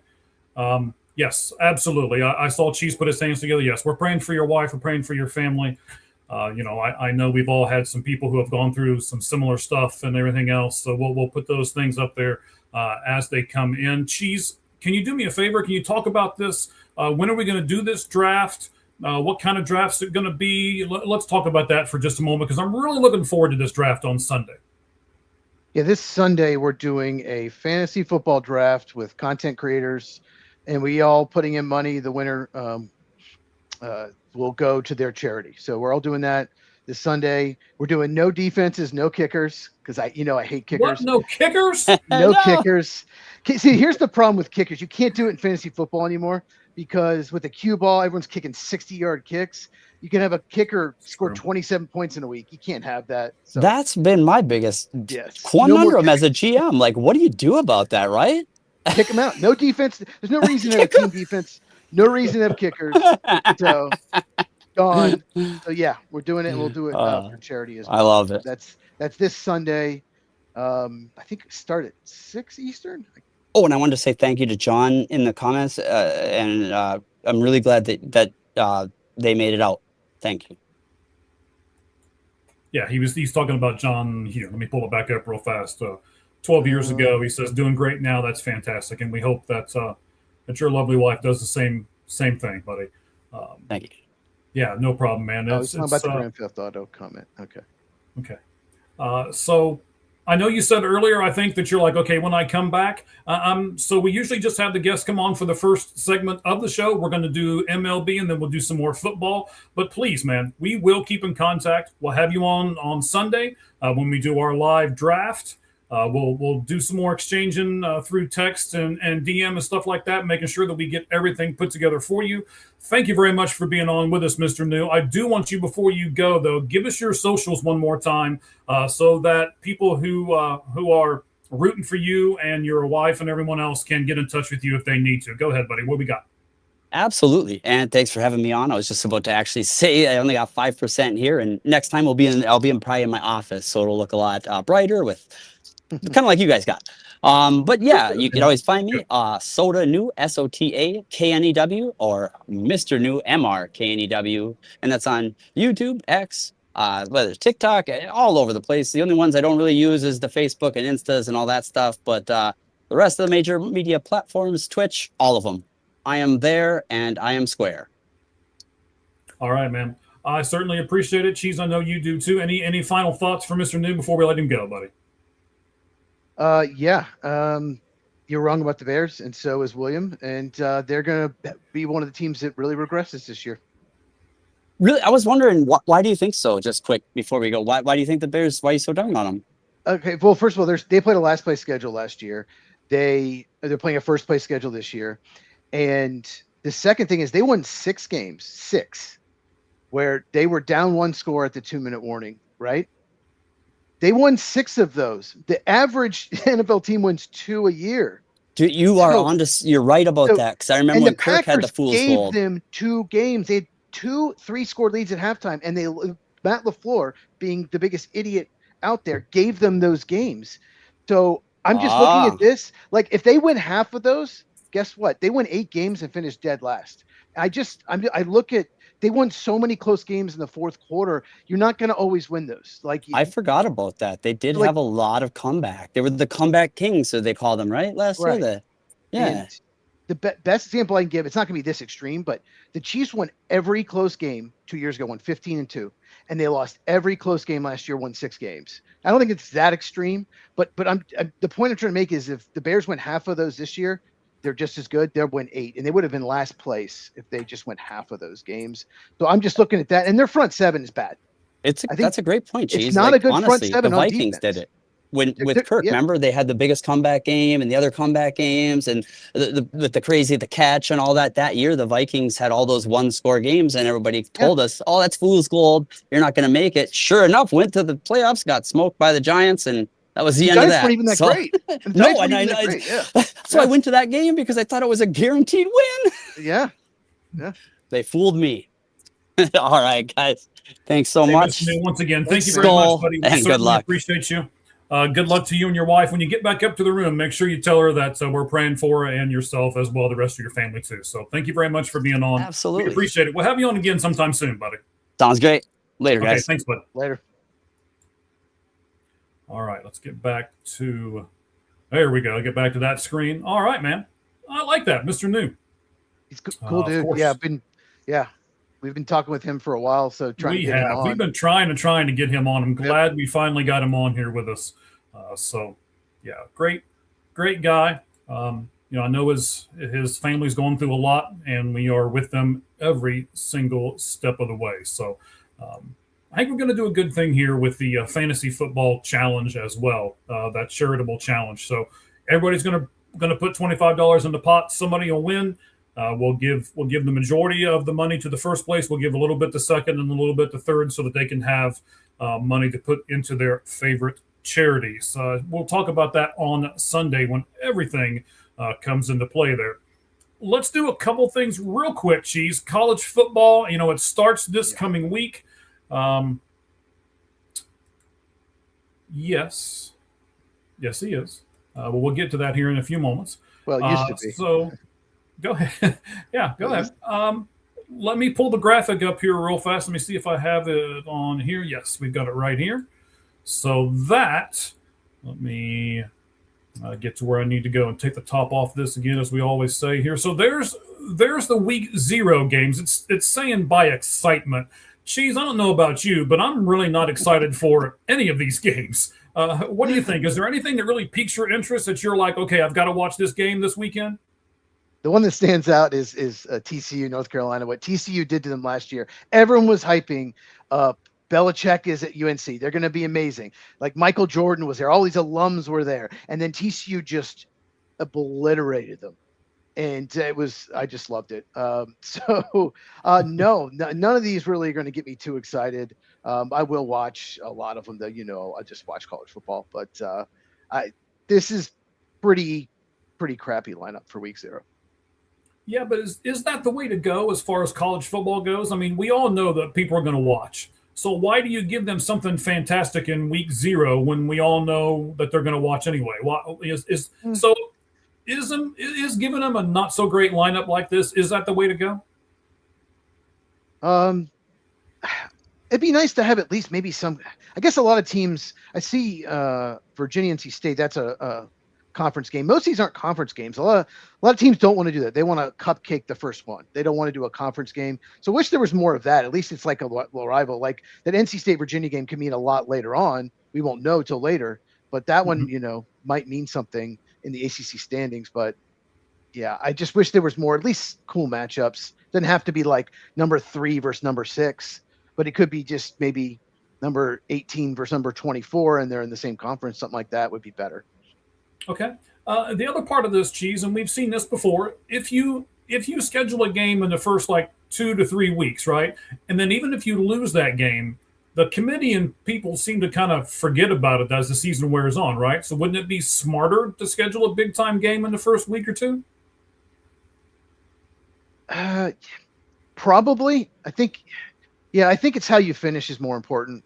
Definitely college basketball, but yeah, the only thing with that is you might not know what you have. A lot of teams don't want to do that. They don't want to schedule their hardest opponent or hardest non-conference because they want like a cupcake first, see what you have. They want to evaluate players because there is no preseason. But I would, I'd love to see it. But the problem with college football is they have big weeks and small weeks. Like week 1's like going to be amazing. There's going to be some big ones. And then you'll have like a lot of teams like week 2, 3 will play no one. And that's one of the issues I have with college football. Sometimes there's 5 big games one week and 1 the next. Okay. So again, we got out of Rhythm Fantasy Sports. Thank you guys for coming on with us and putting some comments up here. We hope everyone else does the same thing that's with us right now. I think week 0 might be going away before we know it. Have a second one up here from them as well. There's a lot of nice games here, even if it's just week 1. Not sure if I really agree with them. But last one here, North Dakota State, I'll be watching. Then he's got the fire emojis after it. We've got one more that we need to get to here. Belichick gets boat raced by TCU. Lombardi on leave, his son on leave. Could get ugly early for Coach Bill. Yeah, I don't know what UNC was thinking. He was a name. I guess they thought they could recruit. He's in his 70s and his 20-some-year-old girlfriend it's all about her. She's drawing all the attention. It's just a mess. It's not working. And they weren't going to get rid of him after year 1, after all this, but UNC is desperate. They just wanted to win, and they took a shot, and I think it's going to be an absolute disaster. All right, Cheese. So as always, we do it every year. We are going to do a college football preview. Tell our fans, buddy, when are we going to do it, and where can they catch us at? I think we're going to do it Monday. Yes, we're going to do it Monday. I think you seem so confident in yourself, sir. I don't know what time you want to. Same time as what we do our regular show. So for me, 6 o'clock. 8 for you. 7. 8. 8. Is it 8 for you? Okay, I'm 8 sorry. For you. It's 9 Eastern, 6 Pacific, and we'll do a college football special.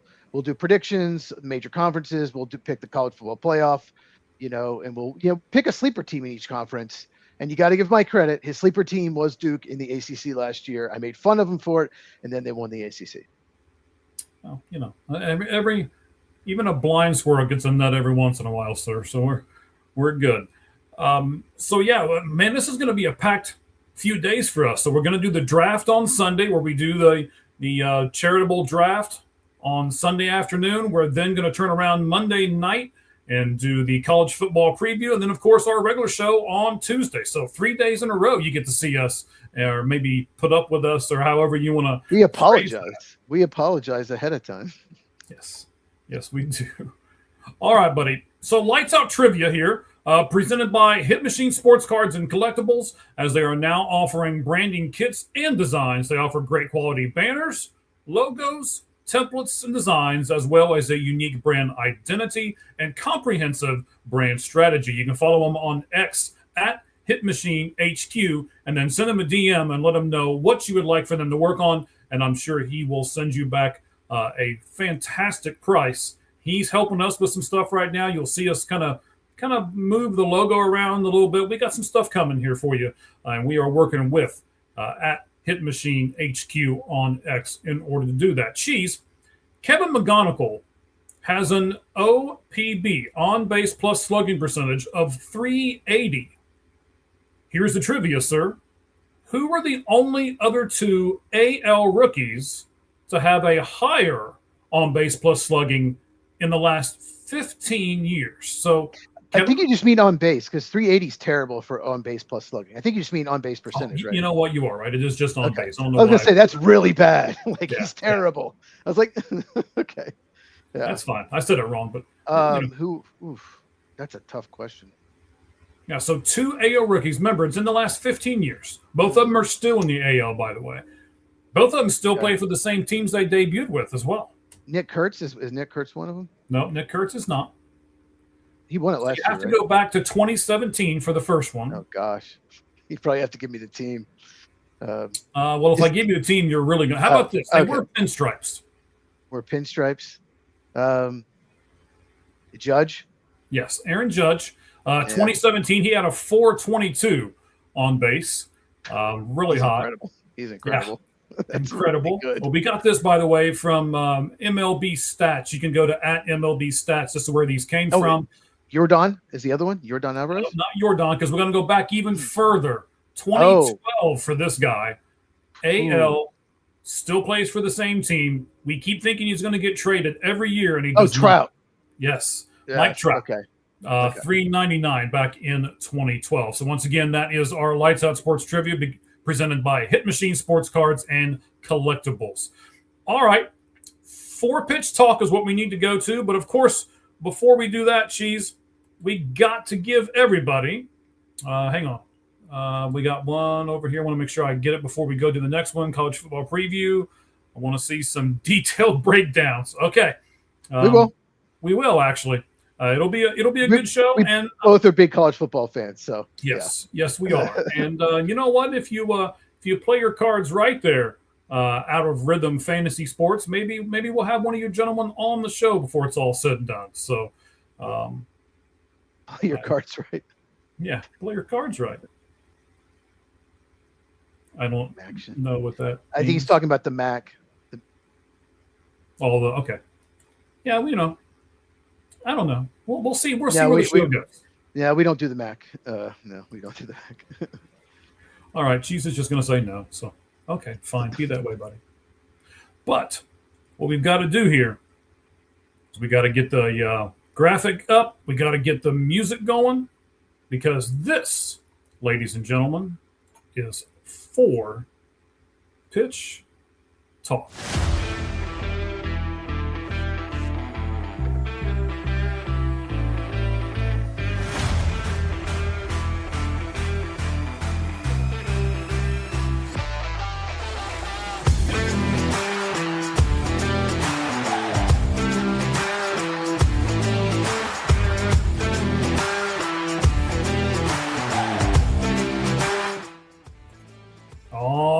Man, here we go. We're switching in to a different gear because we're going to MLB. We're going to shorten this up a little bit.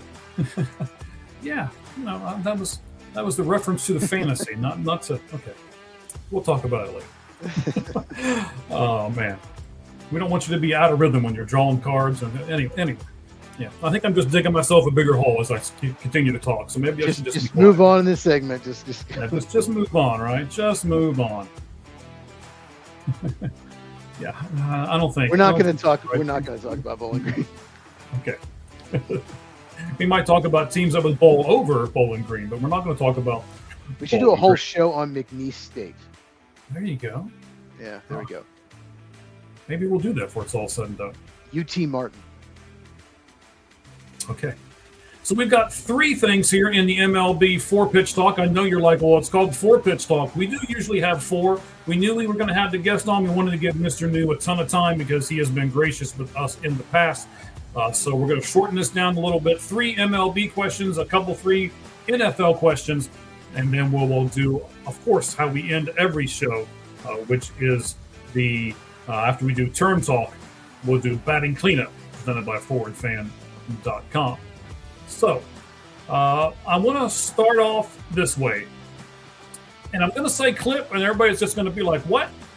That's to get the recording done so we can do a short here. So, all right, just so everybody knows. So, clip. Cheese.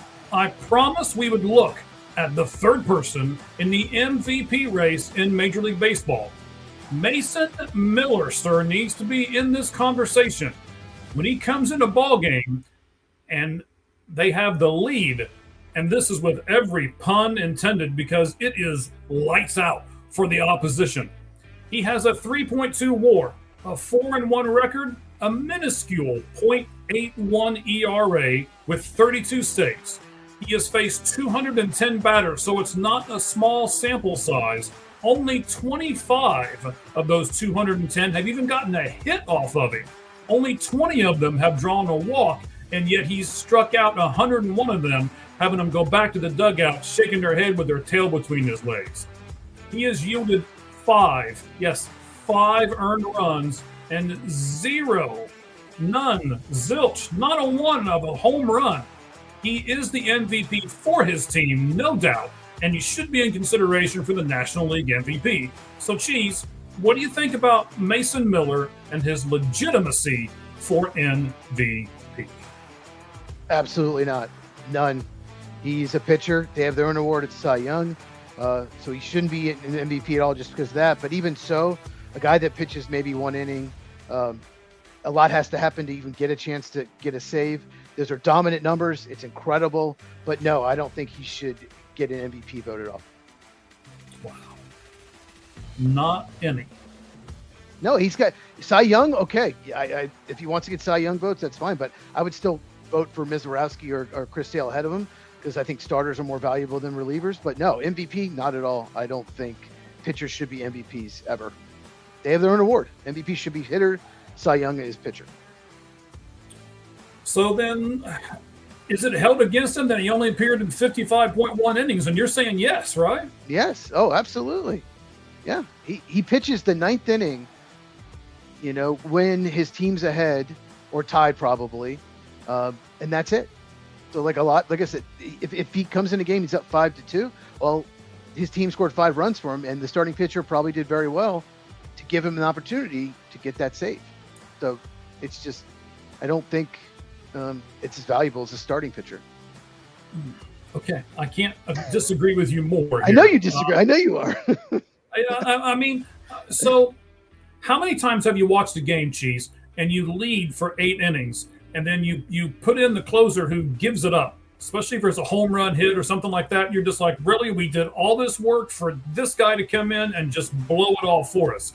When Mason Miller comes into a game, Cheese, and you know this as well as I do, you don't want to, whether it's the Braves or the Cubs or any other team, they don't want to face Mason Miller. How can you not put him in this conversation knowing those facts? Spoken like someone who knows watches a lot of Diamondbacks, that first part.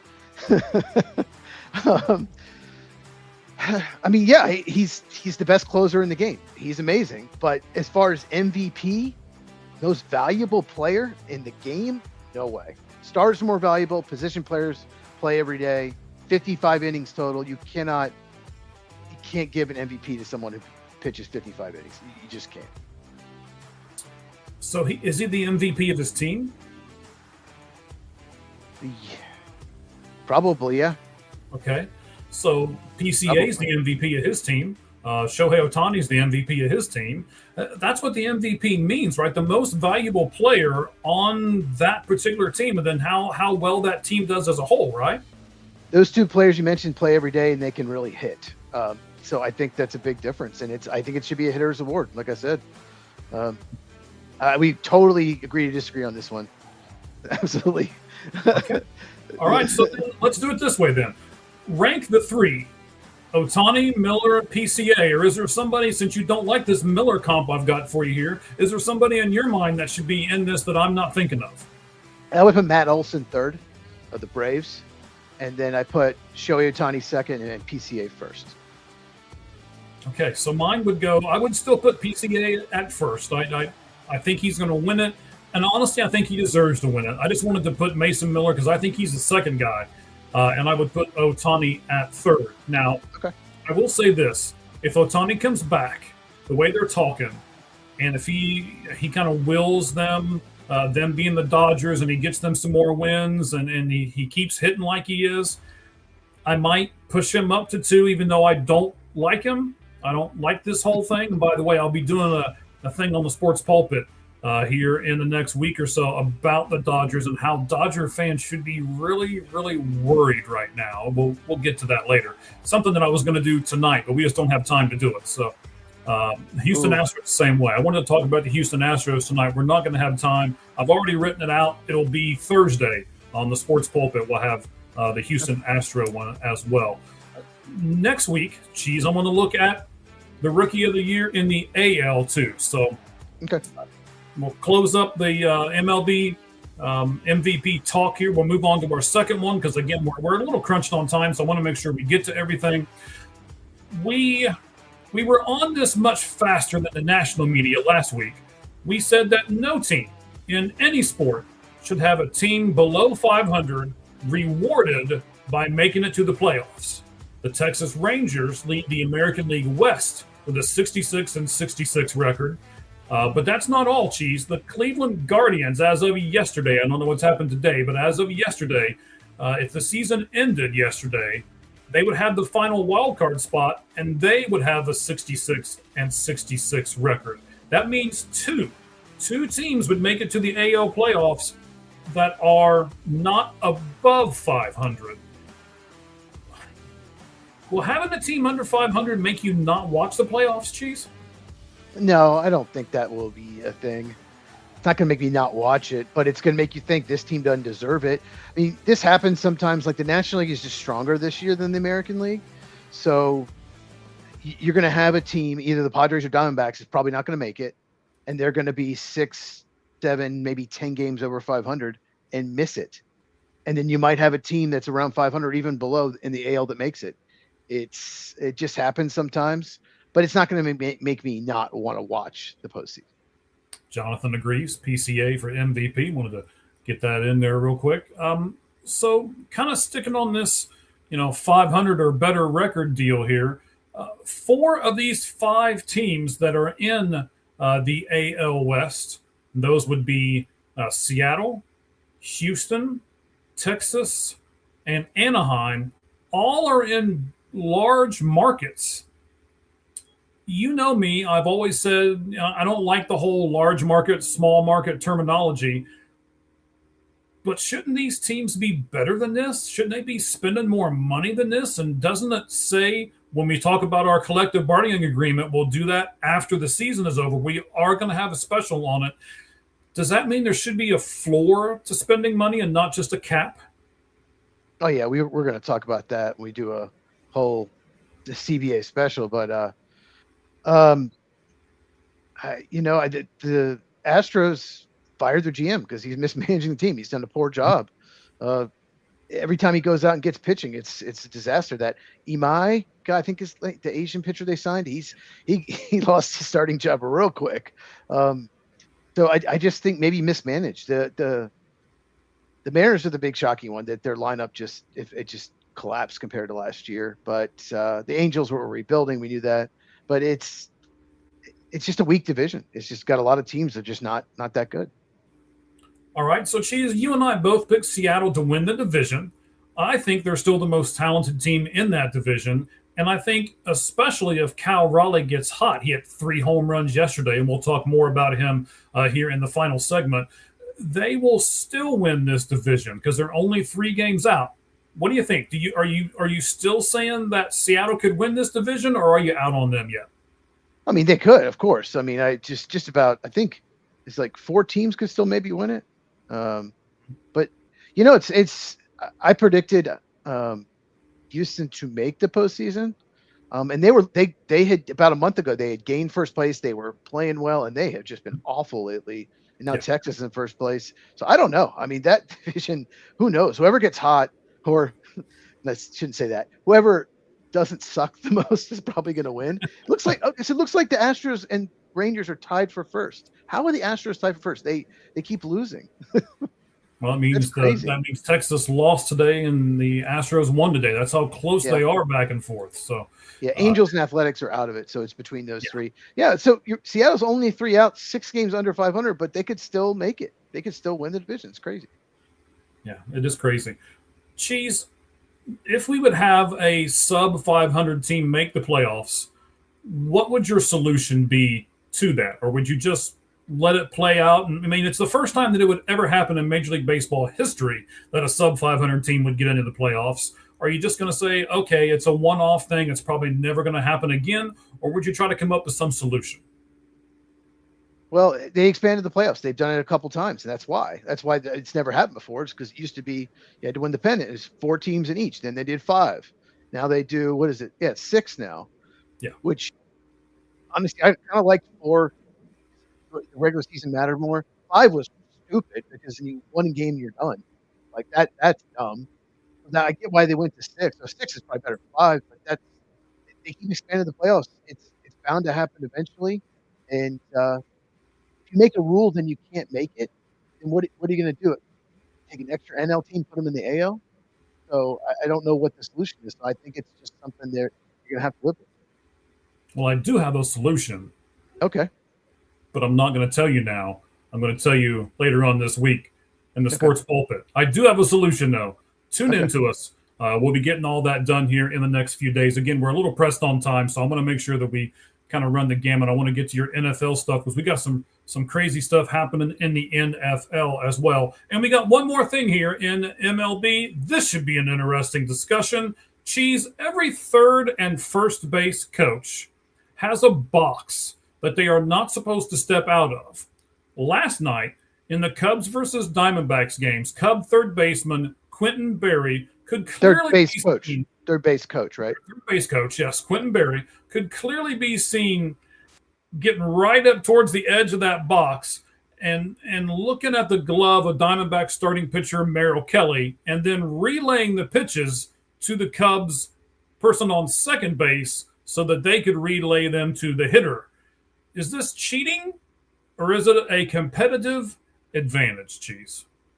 This is just one of those really tough topics that it's been talked about. We see players at second base will touch a leg on this, if the pitcher's going inside out. We see it all the time. It's just it's one of those things a lot of people say if you're not trying to do it, then the other team will. I don't like that it's in the game. I wish there was a way to stop it, but that's the reason they made the first and third base coaches stay in that box. Mm-hmm. They were moving the boxes so they get a better angle, or they get angle to sign to their player. They re-showed it multiple times, and I watched on X again. It looked like he was doing that, and like they're saying every time Merrill Kelly threw a changeup, right? Right. Well, he throws what Merrill Kelly thought. Yeah, he throws a lot of changeups. So. He does. So you're going to guess changeup more often than not. But yeah, it looked like he was doing it. I don't like it. But every team has done some form of this, and so. But I understand why the Diamondbacks were pissed. I mean, if you watch it close, and again, I know that you have.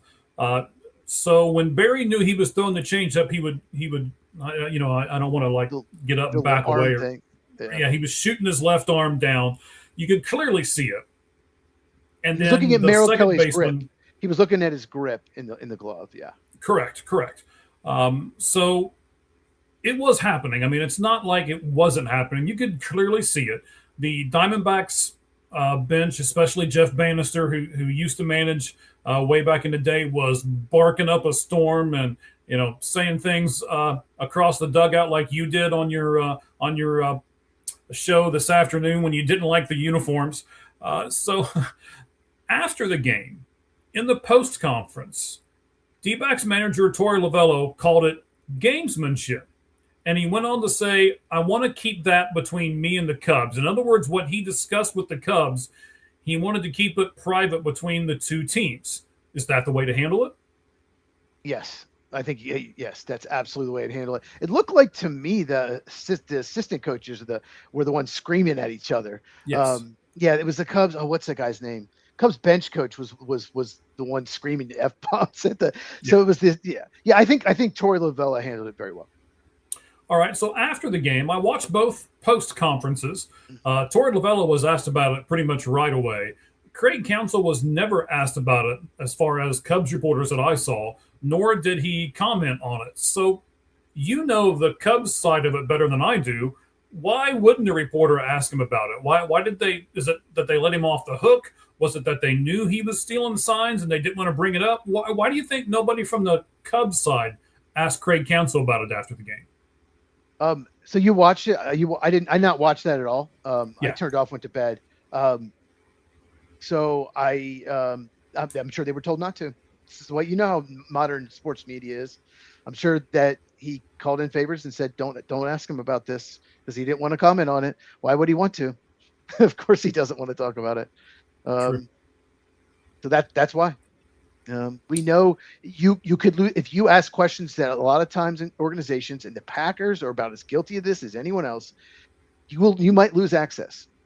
You ask about certain things. One reporter had the cojones to ask Matt LaFleur after that complete disaster in the playoffs of the Bears, ask him about his job security. And Matt LaFleur is like, wait a minute, this guy, his name is Pete. I don't know who it is, but it's someone named Pete. And he's like, Pete, no, we're not going to talk that now. Like, how dare, you're not supposed to bring that up. You want access to me. And no one else brought it up. And he actually asked it again. And then Matt LaFleur was pissed. So you may as well double down at that point, right? Yeah. Well, I mean, he's already asked it. So I think the media was probably told, he doesn't want to talk about it. So don't ask. Right. Now, we talked earlier about our charities fantasy football sports challenge. I do want to throw it out there. I know Cheese is going to be part of it. You're going to have a team. We got Ohio Sports Talk that's going to have a team. Mr. New is going to have a team. I'm forgetting somebody. Mr. First Down, probably. Mr. First Down. There you go. Thank you very much. We know that he is already committed to having a team.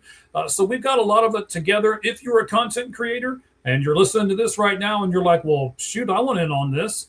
Just direct message us on our X account, All Gloves Off SM, and we will respond back to you. Wait, Cheese. Hold on. We might have another person. Jed York is out. He said he has to go to a trailer park in Ohio that day to meet somebody. So he is out. So we'll have to get someone to replace the owner of the Niners. Well, he's. I heard he was in a race to get across the country to see who could get there first because. There's a certain quarterback in the Cleveland organization that is upset that you only have to pay like $125 for what he paid thousands of dollars for. So we'll see. Okay. Yes, Barry is an experienced player and coach. He's a former outfielder who played for the Tigers, the Red Sox, and the Cubs. He was the Brewers' first base coach from 21 to 24 too. He knows the rules and he knows the game. Do you think that affected what he was trying to do because he knows the rules and he knows the game? He just needs to be, he knows, but I think he needs to be more subtle about it. That was a little too obvious. He just needs to be more subtle. So, you just don't, it goes on. Every team does it. Probably most teams do it every game somewhat. Just don't make it that obvious. Right. And I have an update for this story. Jonathan, just like I said, follow us over on X and then do a direct message to me, and I'll respond back to you, buddy. Thank you very much for inquiring. So there was Torey Lovullo in the pregame press conference today, actually apologized, saying that Merrill Kelly needed to do a better job of making it to where Barry can't steal the signs. Saying that he kind of overblown it the night before and all of that. So Torey Lovullo actually apologized before the game today. Personally, Cheese, I don't like it when you're doing something like this. Like let's say the two of us disagreed on this, right? We disagreed on the Mason Miller thing earlier, but I'm not going to apologize for my opinion. I don't like it when you stick up really hard for your players one day and then you apologize the next day. How do you feel about that? I mean, you got to stick up for your players. You're a leader. You lead the team. You got to stick up for your players. It's a tricky spot. Being the manager, the head coach of like a football, it's really tricky because you have a lot of different personalities, a lot of different things. There's always controversial stuff. It's a really, really tough job. You're not just doing strategy. You are the leader of the team. There's certain things you can't do, but you should, no matter what, number one, get your players back. Okay.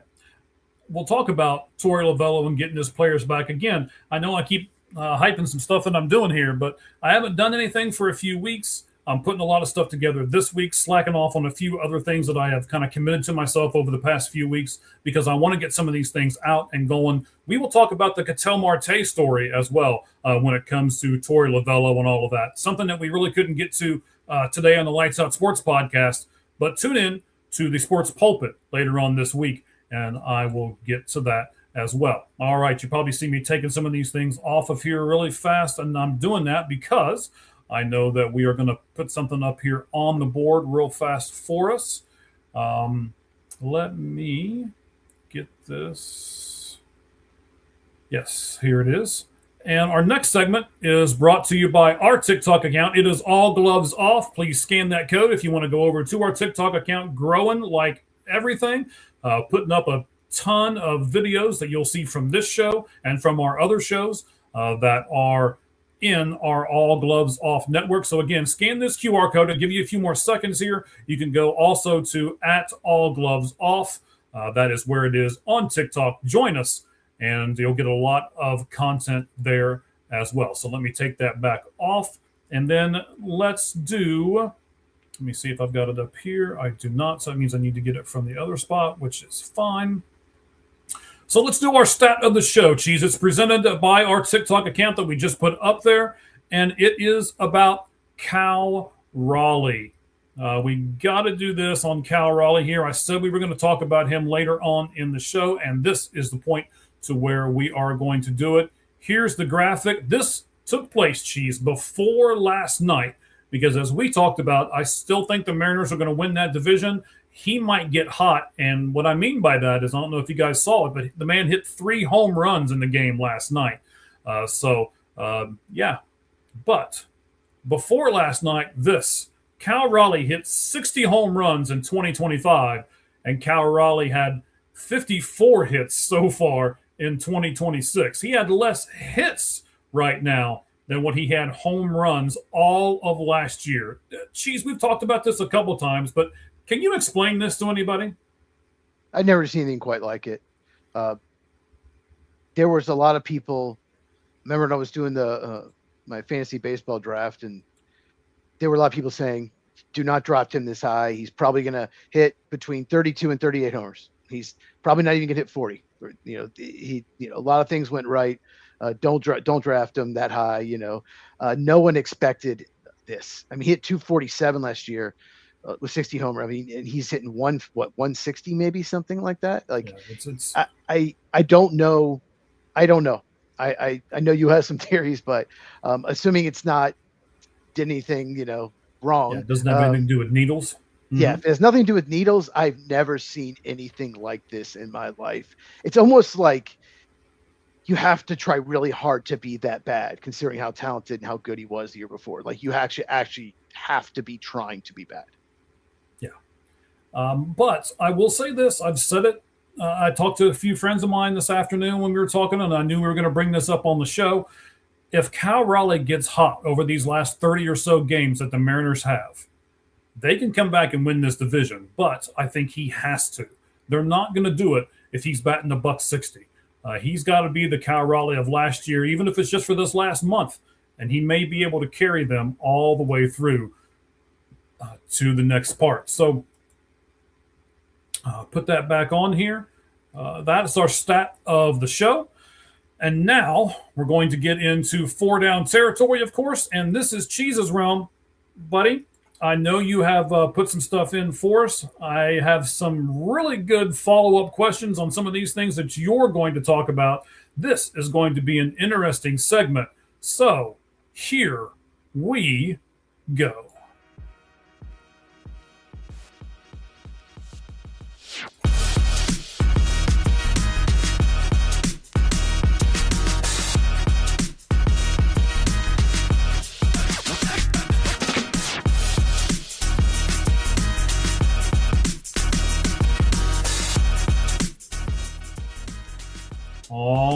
right, buddy. You've got some really good stuff. What are we going to talk about here in the next few moments with NFL 4-down territory?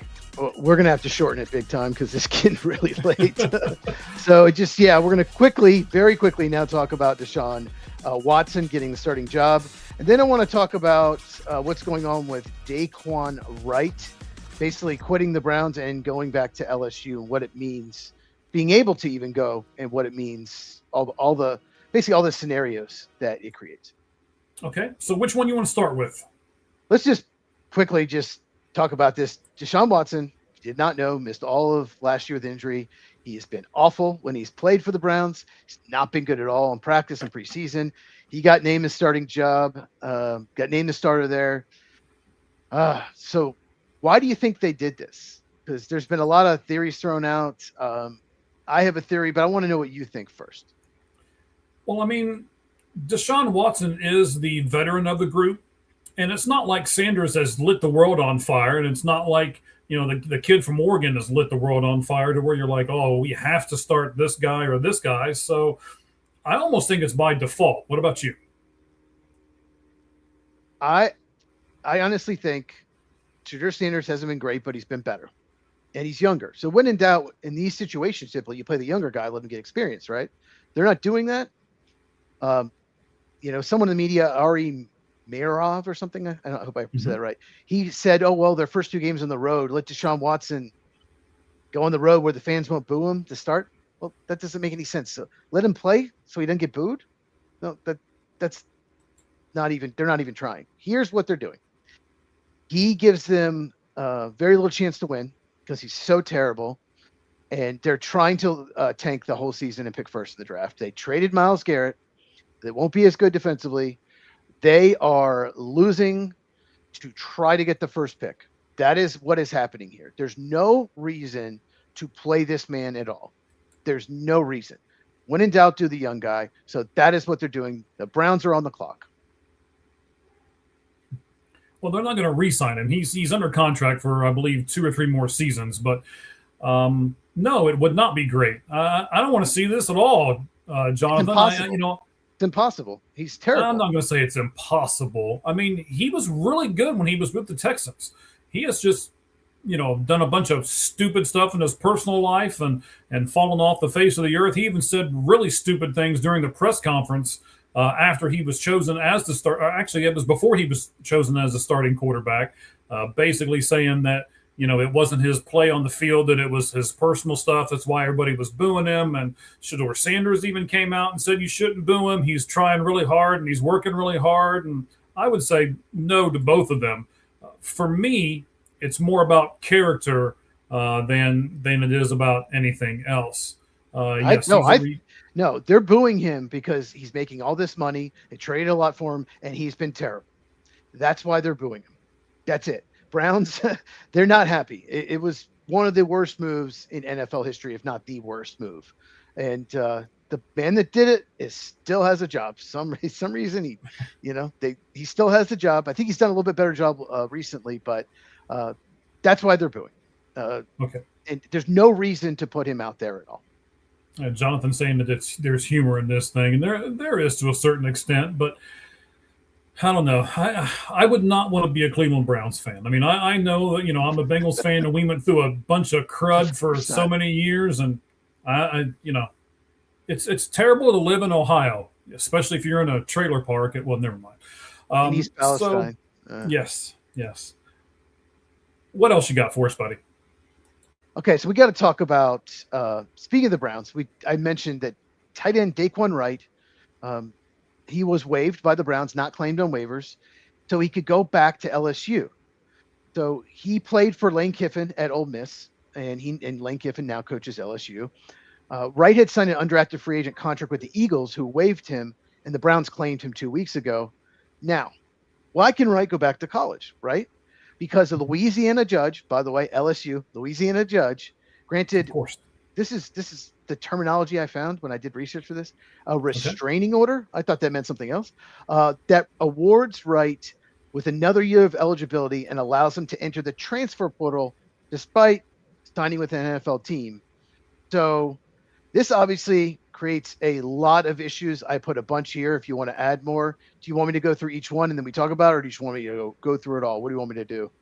Well, we can go through at least a couple of them here. First of all, the restraining order means something different if you're Marcelo Zuna. But so your first one here is should signing an NFL contract or entering the draft affect your college eligibility?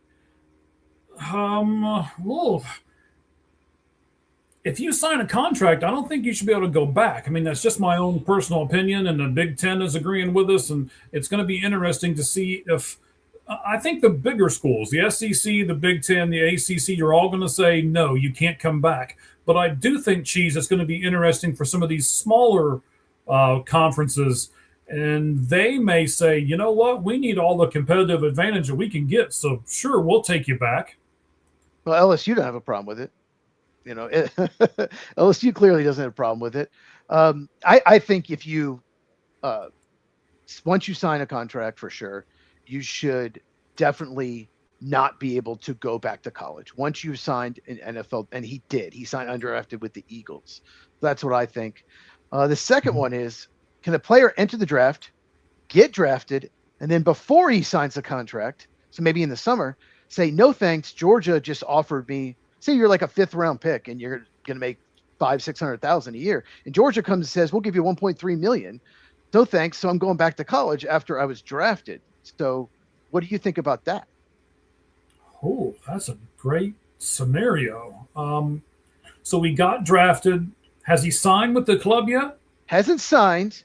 To say it's like, a safety, and Georgia lost both their starting safeties to injury and in the spring, and they're like, they call the guy up, he's like, you got 1 year eligibility left, come back and play for us. And he hasn't signed, but he was drafted, say, the 5th round, and you can maybe go back to Georgia for more money. I mean, that's another thing. Like, this judge just has too much power, in my opinion. The judge shouldn't just be able to rule that, but a lot of judges do stuff like this. We talked about the whole Brendan Sorsby thing. That's a topic for another day. But see, that's another problem it creates. This could happen as well now, it seems like. Wow, that's a great scenario that you just came up with. Here's the thing. If he doesn't sign with the club, I don't necessarily have a problem with him going back, but the NFL's probably got to come up with something, because that team just lost, the 5th round draft pick or the 4th round draft pick or whatever that was. So I don't know if you've got to give them compensation in the next draft, or because you've got to give that NFL team something, don't you? Because they've lost that draft pick. Two things. Either they give you, like, say, maybe they give you a 6th rounder the next year or something, or you retain the rights to that player, but then you're quitting on the team. Does that team even want you back? If you go for more money, go back to college. It's like, wait, you gave up on us. You made yourself eligible and we drafted you. So even if they retain the rights, that team won't even want the player back. So that could create problems too. And, does a current LSU, here's another one. Does a current LSU player lose his spot now on the team because Daquan Wright is going back on LSU? Yeah, that's the big problem I have with this whole thing is that has to happen, because there are rules that you can only have so many kids on the team, right? So many scholarships, at least. It's not like there's a 53-man roster or anything like that, but there are still some rules to the college game. And yes, that's going to hurt some other kid. And I don't think a guy that's gone to the NFL and has signed and everything else should get to go back. No. Yeah, and if LSU is allowed to do it, and other teams are, the other teams are going to do it. They're not going to just let one team go grab NFL players. So is this the end of practice? If teams are allowed to do this, assuming so, is this the end of practice squads? Because most practice squad players make between $250,000 and $500,000 a year.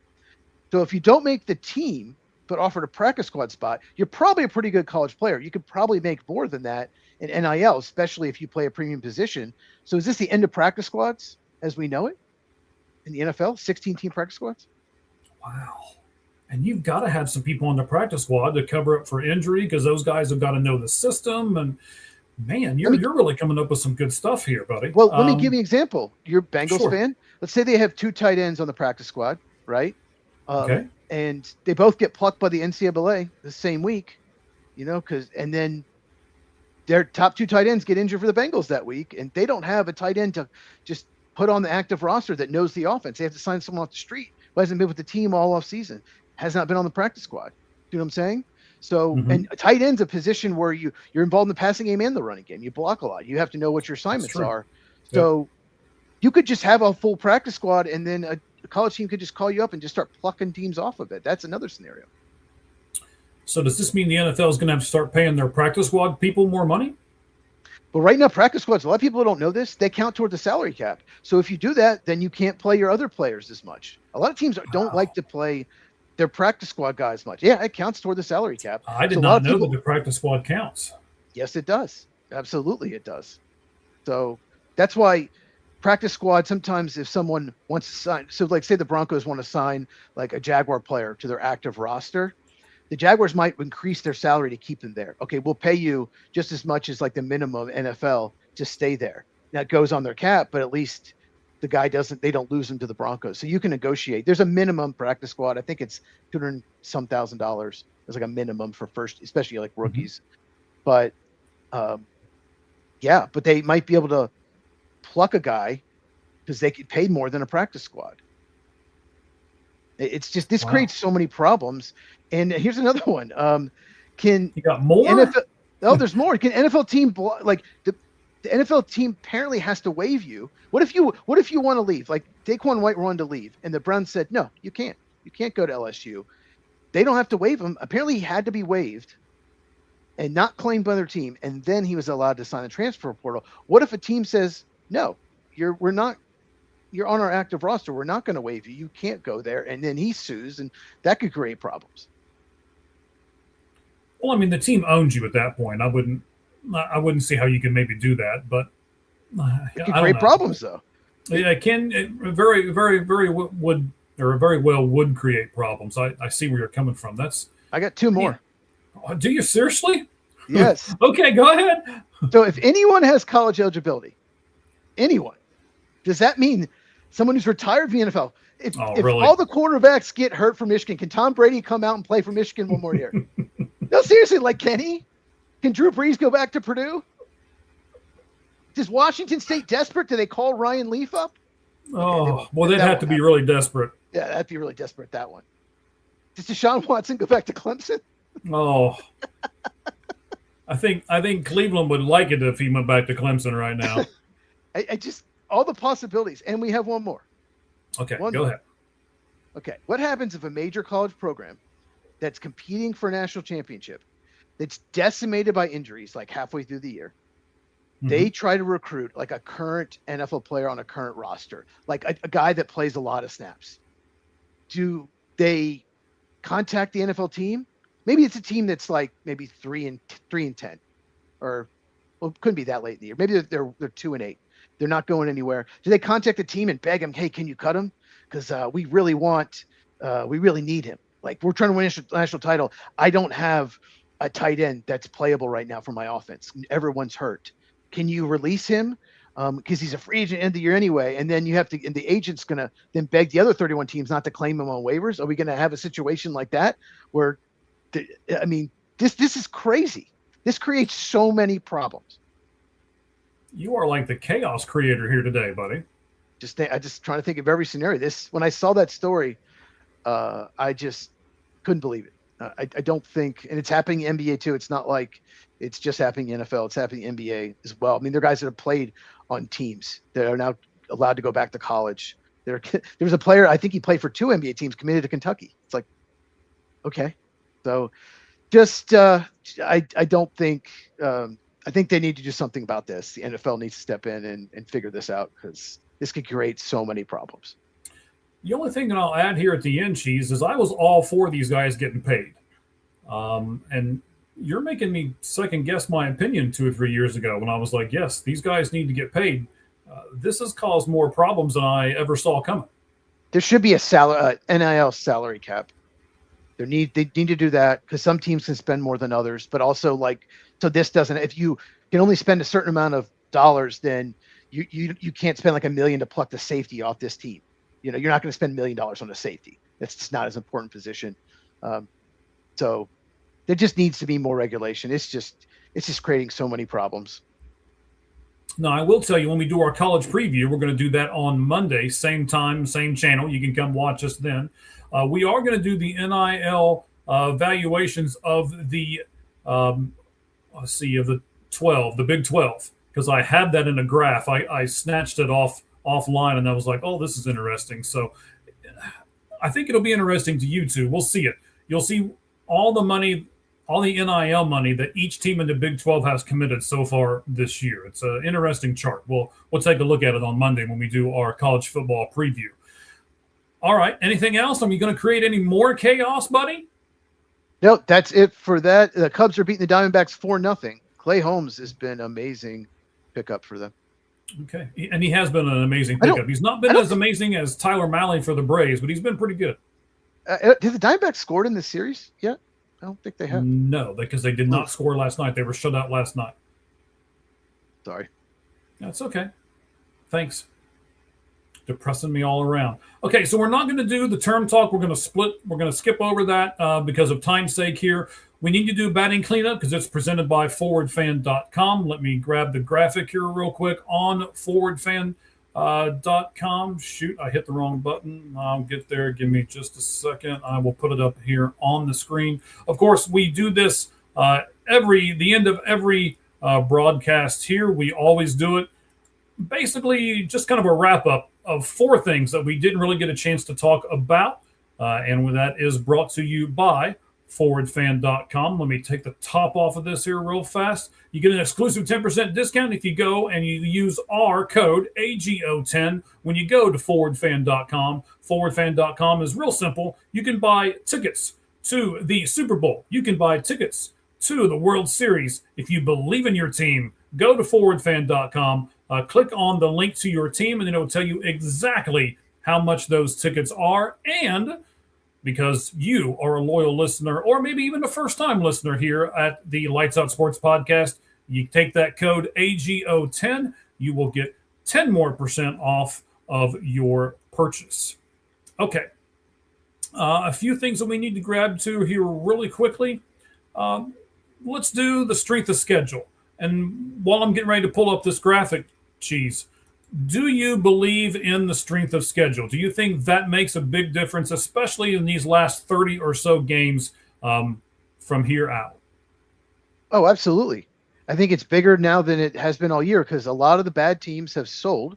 They traded their veterans, so they're not as good. And a lot of the teams that are good got better at the deadline. So I think it's really, really important. Now, it depends on, which spot you're looking at here. The Reds have just a terrible thing because they've got to do Brewers, Dodgers, Braves. So that's just a murderer's row kind of deal. Your Cubs have a pretty hard schedule, too. I don't agree with this number 11 for your Cubs, actually. I was looking at it.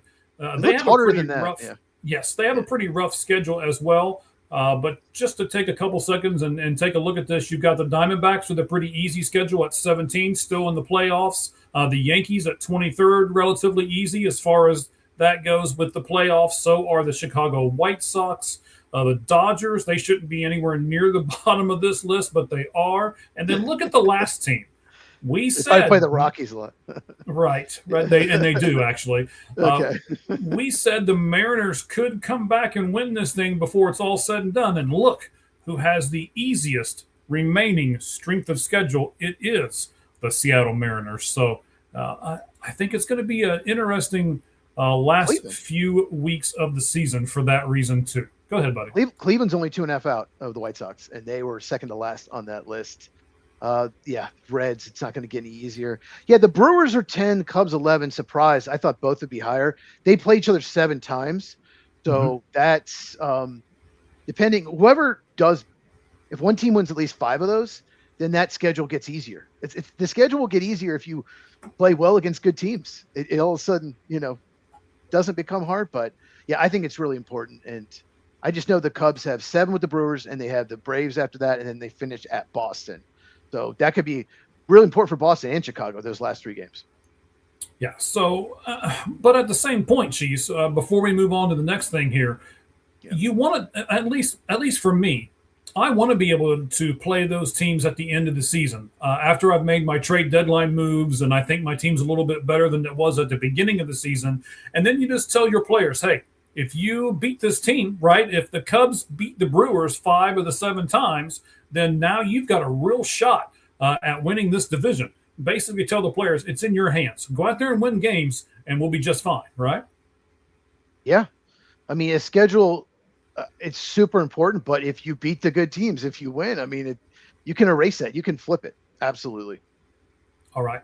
The second thing of the 4 here from the account of Arizona Diamondbacks Stats and Info on X, there are 4 members of the 20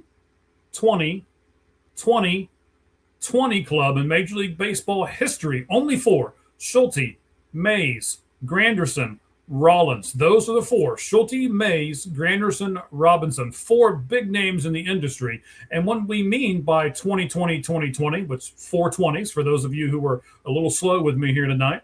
So 20 home runs, 20 doubles, 20 stolen bases, and 20 triples in a single season. Those 4 guys that I mentioned before have done it. Corbin Carroll, ladies and gentlemen, has 30 games left in the season, and he's got a shot. He's got 18 home runs, 28 doubles. The doubles are already done. 16 triples. He's only 4 away, obviously, and 20 stolen bases. So half of it's done, Cheese. What kind of an accomplishment would it be for Corbin Carroll to join that 2020 club? It's pretty incredible. You know, I've talked about Corbin Carroll a lot. He's an amazing player. Not talked about enough. I think triples, he's probably right on pace. That's the one that'll be tough. He'll hit 2 more homers. But imagine if he didn't have that slump. What was it, like June, maybe? July, June, July. He had a slump. If he didn't have that slump, he'd probably already have it. But he's been a triple machine since he came into the league. It's pretty amazing accomplishment to be able to do it. 5th ever. So I hope he does do it. All right, let's pull up this picture real fast as we get to our 3rd of 4. There it is. Let me take the top off like we always say here. So Aroldis Chapman, 10th 30-plus save season. He joins the following people. It's a pretty exclusive list, too. So he got his 30th save on Monday night. He and Lee Smith each have 30 saves. Trevor Hoffman has 14. And Mariano Rivera has 15. That's it. Chapman comes in there and joins that list with Rivera, Hoffman, and Lee Smith. Talk to me about this list that Chapman joins, Cheese. Surprised Francisco Rodriguez isn't on there. That really surprises me. I think it's pretty incredible. I don't think there's any other reliever right now in baseball. Mason Miller's still pretty young, but that is close to this. It's pretty incredible. It's hard nowadays. A lot of relievers just don't hold up because they throw so hard. They don't hold up into the 30s. A lot of them. They're just Chapman done. Throws hard. Chapman throws hard. So I think it's pretty incredible. And he's bounced around to a lot of teams too. He's had to prove it again. He had to go back to the Pirates to prove it, the Royals. So he's, I think it's pretty incredible. And, you were just talking about that. So Lee Smith threw pretty hard. Trevor Hoffman did not throw hard. Mariano Rivera had that cutter, so I wouldn't really say he threw hard. So Chapman's probably the hardest thrower on this list. Yeah, he is. I never watched Lee Smith, but yeah, he is. And most closers throw really hard. But you know that sometimes closers, they get to 29, 30, and their velocity goes down or they just lose it. It's bullpen is just so, you never know from the next year. There was, God, I can't remember his name. There was some guy, he was, I think, on the Phillies, and he came out and he was just dominant as a closer. They ended up trading because they were rebuilding the Astros, and he was terrible after that. Like, he never did good again. I cannot remember that guy's name, but he looked like the next big thing. He looked like the next Craig Kimbrell. Of course, Kimbrell fell off too. Gagne fell off. I mean, yeah. A lot of these guys. Oh, and no, I'm also surprised. Who's the guy? He's on the Tigers. Used to be on the Red Sox and the Dodgers. Kenley Jansen. Kenley Jansen on the Braves too. Yeah, surprised he's not on there. I believe if he gets it this year, he will also join. Okay, we could look that up real quick if you really wanted to. But it's okay. We got one more thing here in the batting cleanup presented by ForwardFan.com, and it's this: days since their team last hit a regular season grand slam. Okay. You know, Chicago was only 2 days because they hit 2 of them just the other night. So it's only been 2 days for the Chicago Cubs. Yep. But there are 4 teams that have gone over 100 days since they last hit a regular season grand slam. Listen to these teams. Okay. The St. Louis Cardinals have gone 142 games. Okay. The New York Yankees have gone 337 games. Wow. Okay. Yes, I was shocked with that one. The Texas Rangers have gone 350 games. And maybe not much of a surprise, we talked about this earlier, the Milwaukee Brewers have gone 391 games, almost 400 games without hitting a regular season grand slam. That's pretty crazy because the Yankees and Brewers are good every year. Texas won a World Series a few years back. So that's surprising. That's wow. Yeah, Jonathan throws another name up, Mitch Williams, kind of a blast from the past, was with the Phillies a lot. And he even says, I'm sorry, I didn't read the second part, but he was a Phillies reliever, absolutely. Oh, someone just got hit in the head for the Diamondbacks. Lawler got hit in the head with a pitch. He's down. And that guy has gotten more injuries than anyone else around on that team. So I hope he's okay. I'll have to watch it here in a little bit. It was Palencia who throws 100. I don't know if it was 100, but one of the worst people could possibly be to hit you in the head. Oh, man. I hope he's okay. I hope he's okay.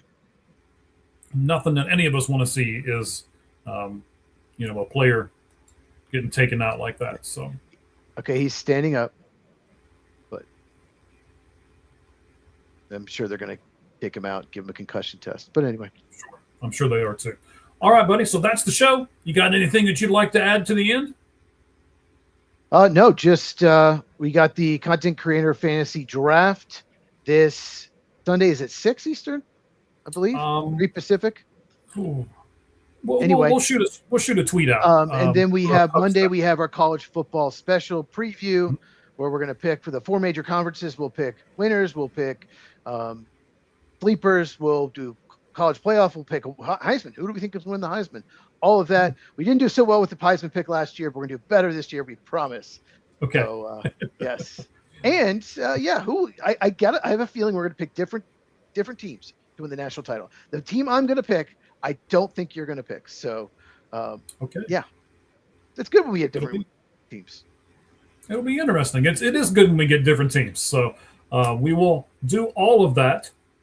So Sunday's the draft. Monday is the college football. And, of course, next Tuesday, the Lights Out Sports Podcast right here. And we may have another special guest. I haven't confirmed it as of yet.